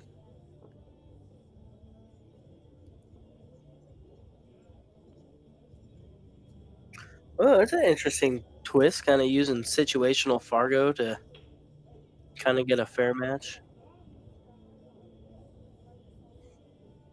Yeah, I think But once here's the people get thing too, accustomed to though. it. Go ahead, go ahead. Well, I was gonna say, like, it's like once people get accustomed to like seeing it in action, and like I definitely think it will come up when making a match. Like if you and a guy are looking to match up and his situational Fargo is 50 points higher than his normal, you're gonna be like, but like as a player, you can't necessarily see that unless you're on their app. So I don't know that it'll affect matchups unless somebody's like requesting to see their situational Fargo, and then the person also agrees to do it. What were you gonna say on it? I was really I don't know, we touched on this a little bit. I mean, I'm not necessarily saying sandbagging, right? But, like, with Fargo, like, sometimes you don't really actually know what their Fargo is either, so I think the situational rating could come into play, but you don't know if they're you just really never know with Fargo, right? Like, I was in Vegas recently, and I found a table. There was, like it was APA, and there was, like, no tables to practice on, and then I finally found one, and these guys were like, "Hey, man, are you done with that table?" And I told him, I was like, "I just got on here." And so the guy was like, "Well, let's play a set." And, I said, "Yeah." He goes, "I don't wanna know your name. I don't wanna know your Fargo. Let's just play for $100." And I said, "Yeah, let's do it."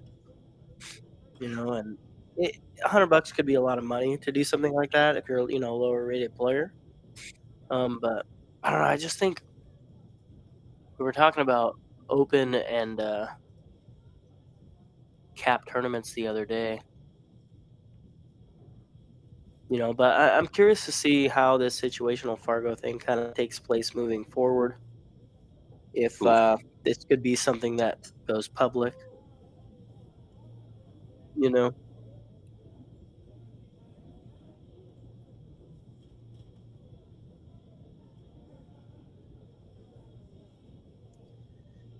Yeah, we were talking about that earlier in the show of, sandbagging and different things, and it's it's always gonna be a thing that somebody decides to do, right? Like, and it's Yeah, just like, somebody's gonna do it, like, it's always gonna be there, yeah.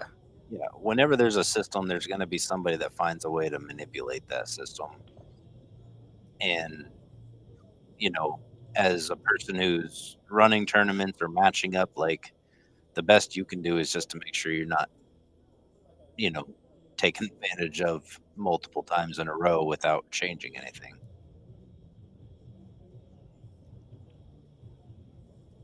Ooh, that grabbed a lot. Looked like it.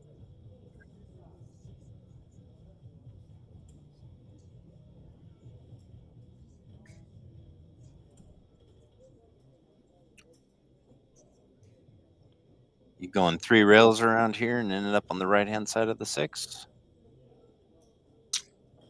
Well, depending on kind of what it feels like, I think it's pretty close to kind of go this route. But you could, but I'm worried about the scratch there.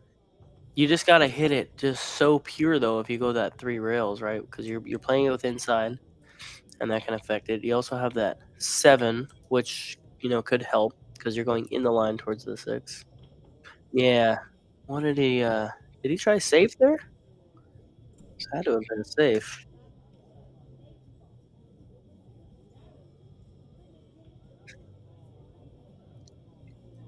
Yeah, that was a tough spot.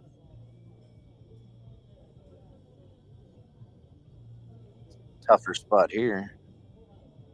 Tough ball to pocket, and then you have to fade the 8 for position.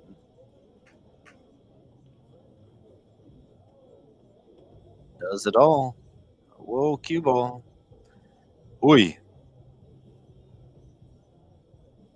I'm getting a lot of respect for Shane's game when he's been put into a spot. He's really kind of Yeah, shown. Shane's been down most of this match, but he's still kind of like staying in it.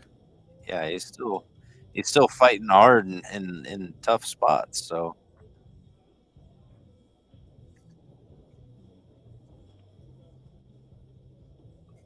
Watch out. yeah, that's rough.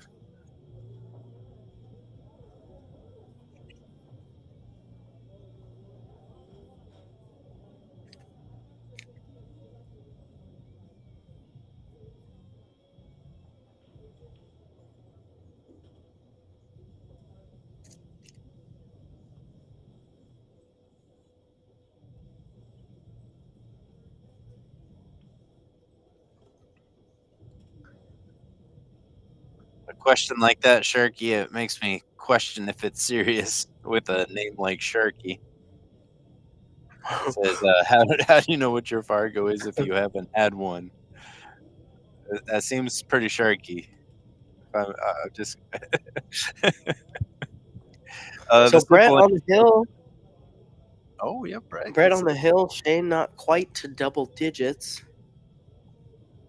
Yeah, that was But this is where you stay in it. This is where you don't give up. yeah. This is the mental game side. This is the mental side of the game. Yeah. Right? Like What are you if telling you yourself in this have it. position? Well, what I'm telling myself is I just got to win 4-0, I got to get 4-0. I mean, really, what I'm telling myself is that if I want to get to the hill, I have to win the next 4 racks, right? And so this rack, like you focus on the one rack. Every single shot you play with intent. You play the best of your ability. Don't let it get to you because the other guy's on the hill up by 4. Like you just have to stay in it and play one rack at a time. But tell yourself, like, this is doable, right? Like I beat somebody 4-0 before. Yeah. And that's just to get to the hill, right? Because if you make it to the hill, like, okay, I got to the finish line, now we get to reset and play one more rack. Yeah. Yeah, for me in this situation, the hill is the finish line. And then obviously winning the set is the finish line, but I want to get to the hill. So I can reset and then just continue to just focus on that one rack. I like it. What about you? I just tell them, I'm like, yeah, you're winning right now, but you still got to beat me. Like that just kind of like tells me like when I get to the table, like I'm coming as strong as I can to try and get back in this match. Like I mean, you can't you're get sitting in down. your chair right there, and you look at this table, and you're almost like, well, I may have a shot here. Yeah. And then if they do give me an opportunity, I'm like, oh, this guy doesn't want to beat me, and I try and like psych myself up. Oh my gosh, I thought that was going. Ooh. Wow. And then a ball like that happens and drops, and you go, okay, well. Yeah. Yeah. Yeah. When that happens and the guy's running out, then I'm like, yep, tonight was not it. Yeah, you're just so into this match. Like, I'm going to come back. I'm going to win. pops the ball in and runs out. It's like, oh well. All right.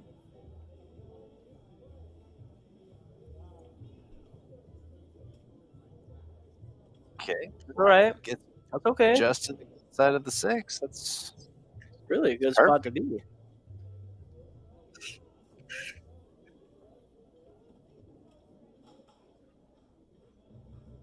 A little bit of angle to work with. I think you just like straight draw this or straight stun this up table.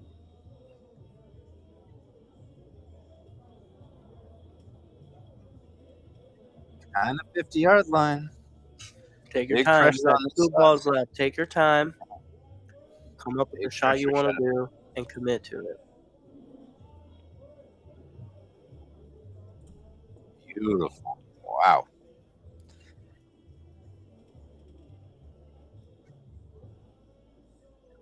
But Sharky, if you're serious, all right, hold on. Let's wait for this 9 ball.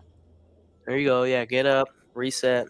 This is a big shot, right? Like if you want to get to that hill, you got to make this 9 ball.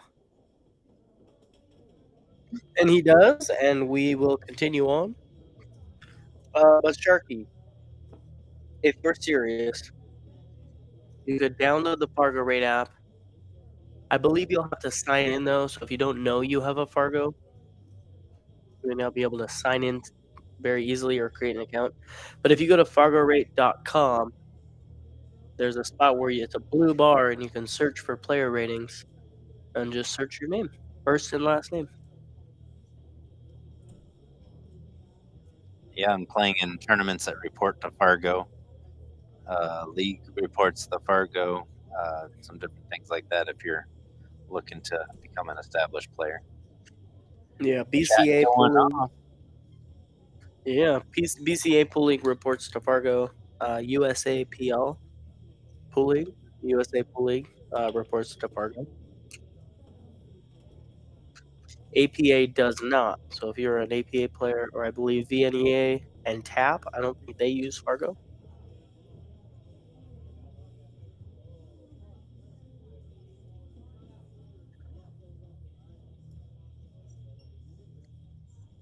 Three balls on the break and not much to look at.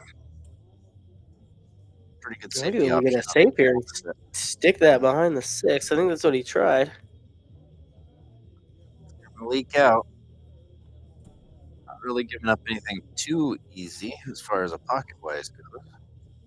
I think you can play a little safe here. Let's send the cue ball right behind this 3. I like it this way. Play the 2 ball like this. Get your cue ball track. Yeah, I think if I'm doing that, I'm playing that with some spin, in a sense, because I don't want the cue ball to go there at all. Yeah. I think I can kind of play that with spin and throw it to your line. Yeah. It's a little It's harder touchy. to be accurate though when you start using spin and throw. This is gonna work out pretty well. Make him have to kick at least 1 or 2 rails. Ooh! Oh, and a look. All right. He said, All "Okay, right. okay." 5 balls.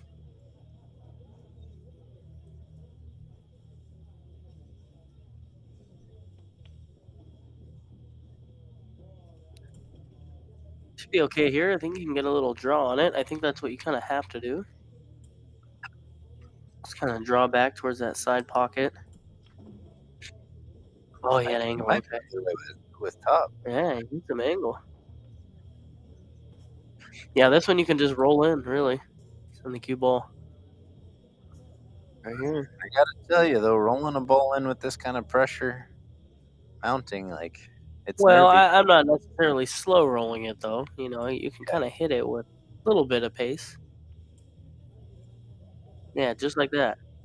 Beautiful. I think here, though, I'm not holding it. I think here I need to go to the other side of the table. Oh, right in that circle. Shane showing some big heart. I'm loving it. Well, Shane at double digits. See, now it's only 2. Now it's you only need 2. Like, you don't need 4 anymore. Like, I need 2 racks, so let's get this one, and then Halfway I there. need 1 rack.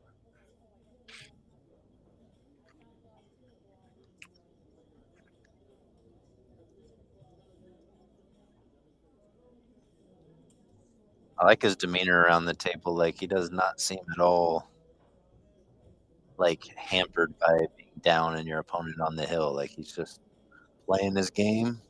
Cool Well, and I cucumber. think too, when the cue ball was scratching right here, right, and he kind of hit it off the table, with frustration. I think that he may have used that for a little bit of a determination, really intensity to really try to get back in this match. Yeah. Because at that point, like sometimes, like I've played scared before. I'm sure you've played scared before. Sometimes like you play scared, and then something like that happens, and then you just say, you know what, like really, like F this, like let's go. Like you just need to play. It's gonna be tough to fade the 9 ball.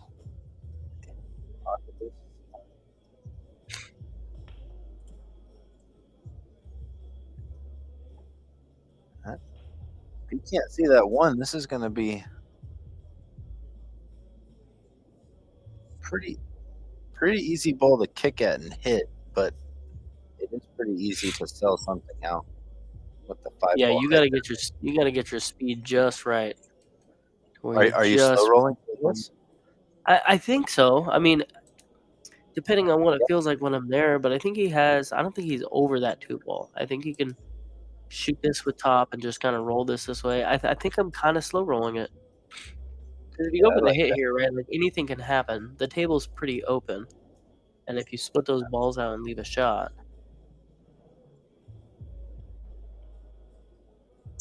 Ooh, a little kick and stick action. What a hit. That was not a terrible idea. Yeah. Yeah, when you can hit it like that, there's no need to slow roll it. You can get up table and leave some traffic.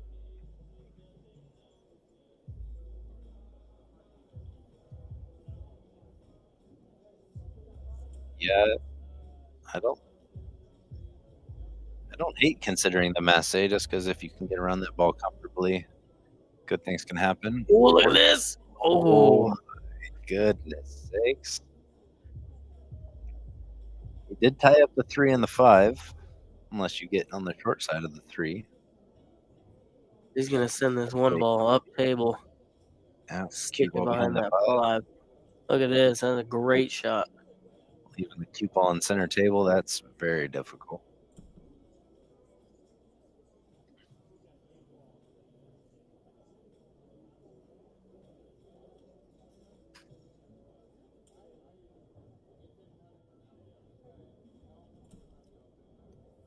I don't even think that line's quite right. It's actually closer to the pocket. That is a very difficult kick. Ooh, Wow. ooh. That's like the second or third time Shane's been in a really bad spot and just kicked a ball in, and his kicking game is strong. What's that? Secret, you still watching? You hear that? Kick game strong.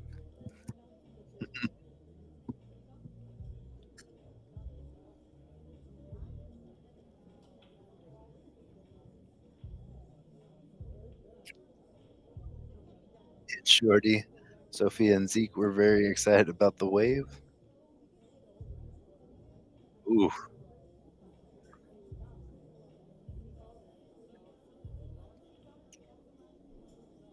Let's add some pressure on the rack because now the 3 ball No way. out in the open. That was Shane, dude. He did it again. That was the 4th time. 4th time, Yeah, I he think. did that That's again. Oh my. You give him some love on that crazy one. for sure. Oh, I was gonna say, is he gonna get some love off this 5 ball too? Man.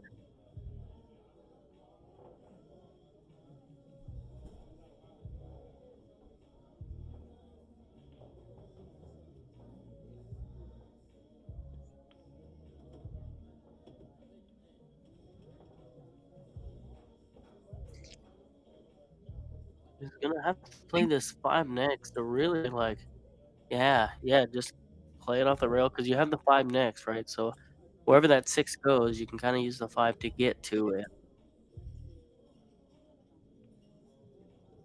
Or just play it clean. Don't get tree topped. He may have enough to play this with top and kind of avoid that. He's only playing over half of the 7. Yeah, and you only need to get, How like, much off the rail is the 6, though? Because if the 6 is off the rail like an inch or so, you don't need to like, get your spot terribly is far. pretty good.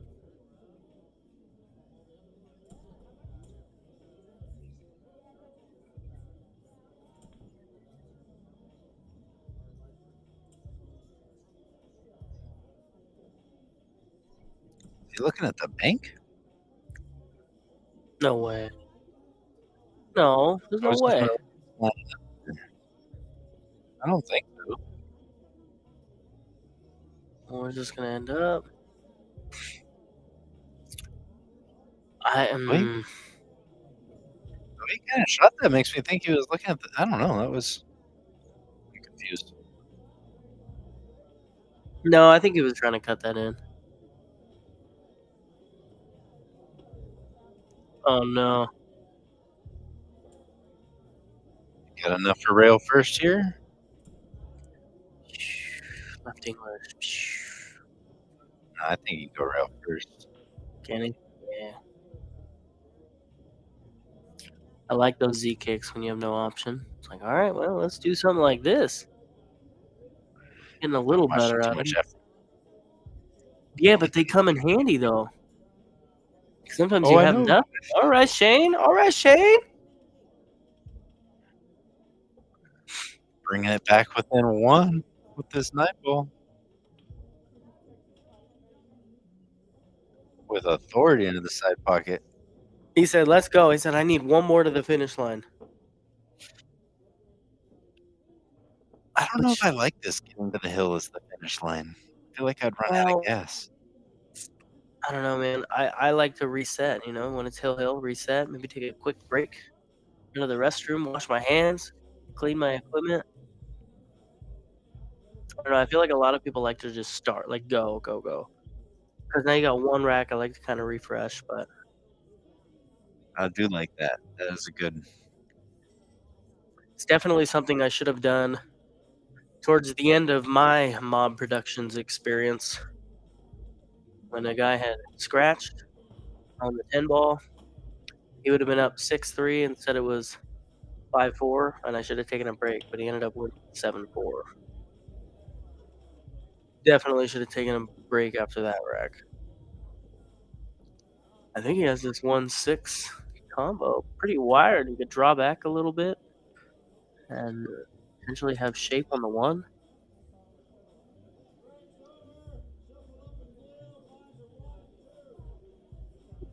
Oh, there's a poker tournament going on in the background. Where you at, Brad?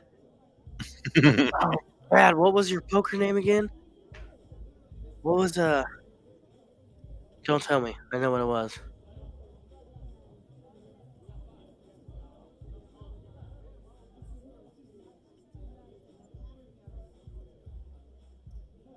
He did not miss that combo by very much.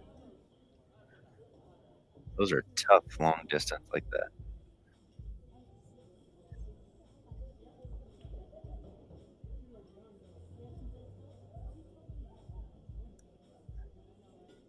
Like the 4-7 looks pretty complicated down there. You can get out. Yeah, he was trying to get all the way over for it. It's gonna work out.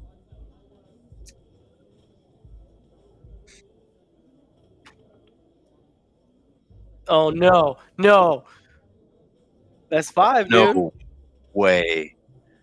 Oh my highlight reels. Oh, dude. Crazy sauce. And talk about mental game. Having a guy kick that ball in and leaving you this safe is pretty easy to put just about anybody on a little bit of uncomfortability, maybe tilt.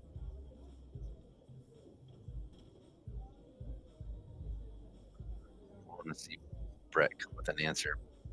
Kick in here.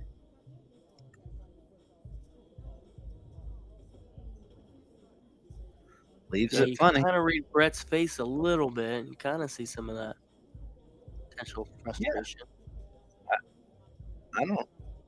I don't care who you are. You got a guy that kicks 5 balls in like Shane has against you, and it's Especially being up 12-8, right? And then these yeah, 5 balls are kicked in on the comeback. yeah. It's definitely gotta be in your Look at head a this little bit. thing. Look at this. Is he gonna Not get gonna it? I think he got it. I don't think Did he so. get a rail though? I don't think he got a rail. Yeah, no No. rail.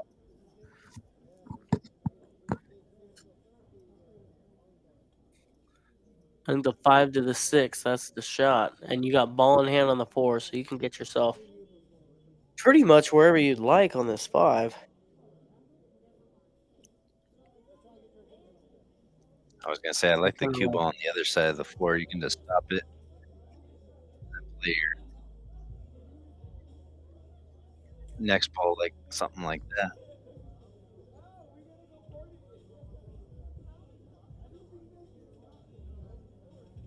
little flatter, so I think you kinda gotta play with a little bit of stun. I think 2 rails is good. Yeah, Yeah. beautiful shot. Rolling straight in the line.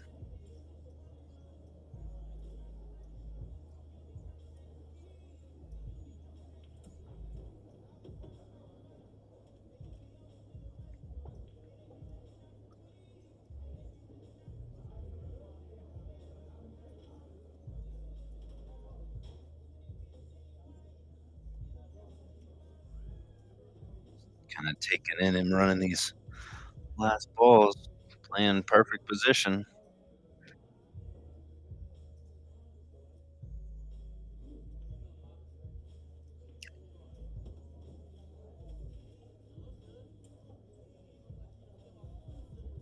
Just 9 ball for the match.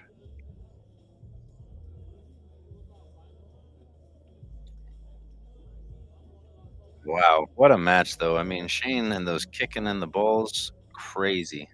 Well, yeah, and and it just seemed like he kept himself together pretty well. I think when he did, like I was saying earlier, when he did scratching that side, I think that gave some frustration, but also kind of gave him a little boost of like, okay, well, we gotta go. Like now's the time. Like we have to go. Yeah, And yeah, he got some, fortunate. He got a little fortunate with those balls falling in for sure. But I mean, you get rewards for kicking at a ball and making contact. yep. I mean, that's Yeah, you 9 hit ball. 'em good. Yeah, you hit 'em good things can happen, that's for sure. Well, So do we have a match lined up for next week? we do. We'll be at Phil's Bar and Grill. I believe it is Michael Murphy from Lincoln City playing David Brewer. And let's see, these guys are 300s, I believe. Right. So let's take a look real quick. Grab some Fargos. Did you in the player introductions say these guys Fargos? Yeah, I believe that they were in the 540 ranges, like Okay. 537, 540. Yeah, so next weekend we'll be at Phil's Bar and Grill in Salem, Oregon. Same time, 7 p.m. We'll have some topics to discuss. For those of you watching and for those of you that are coming back next week, bring some topics, right? Like, bring something for us to talk about and discuss and get the chat involved. So, Michael Murphy, yeah, he's a 348 from Lincoln City, Oregon.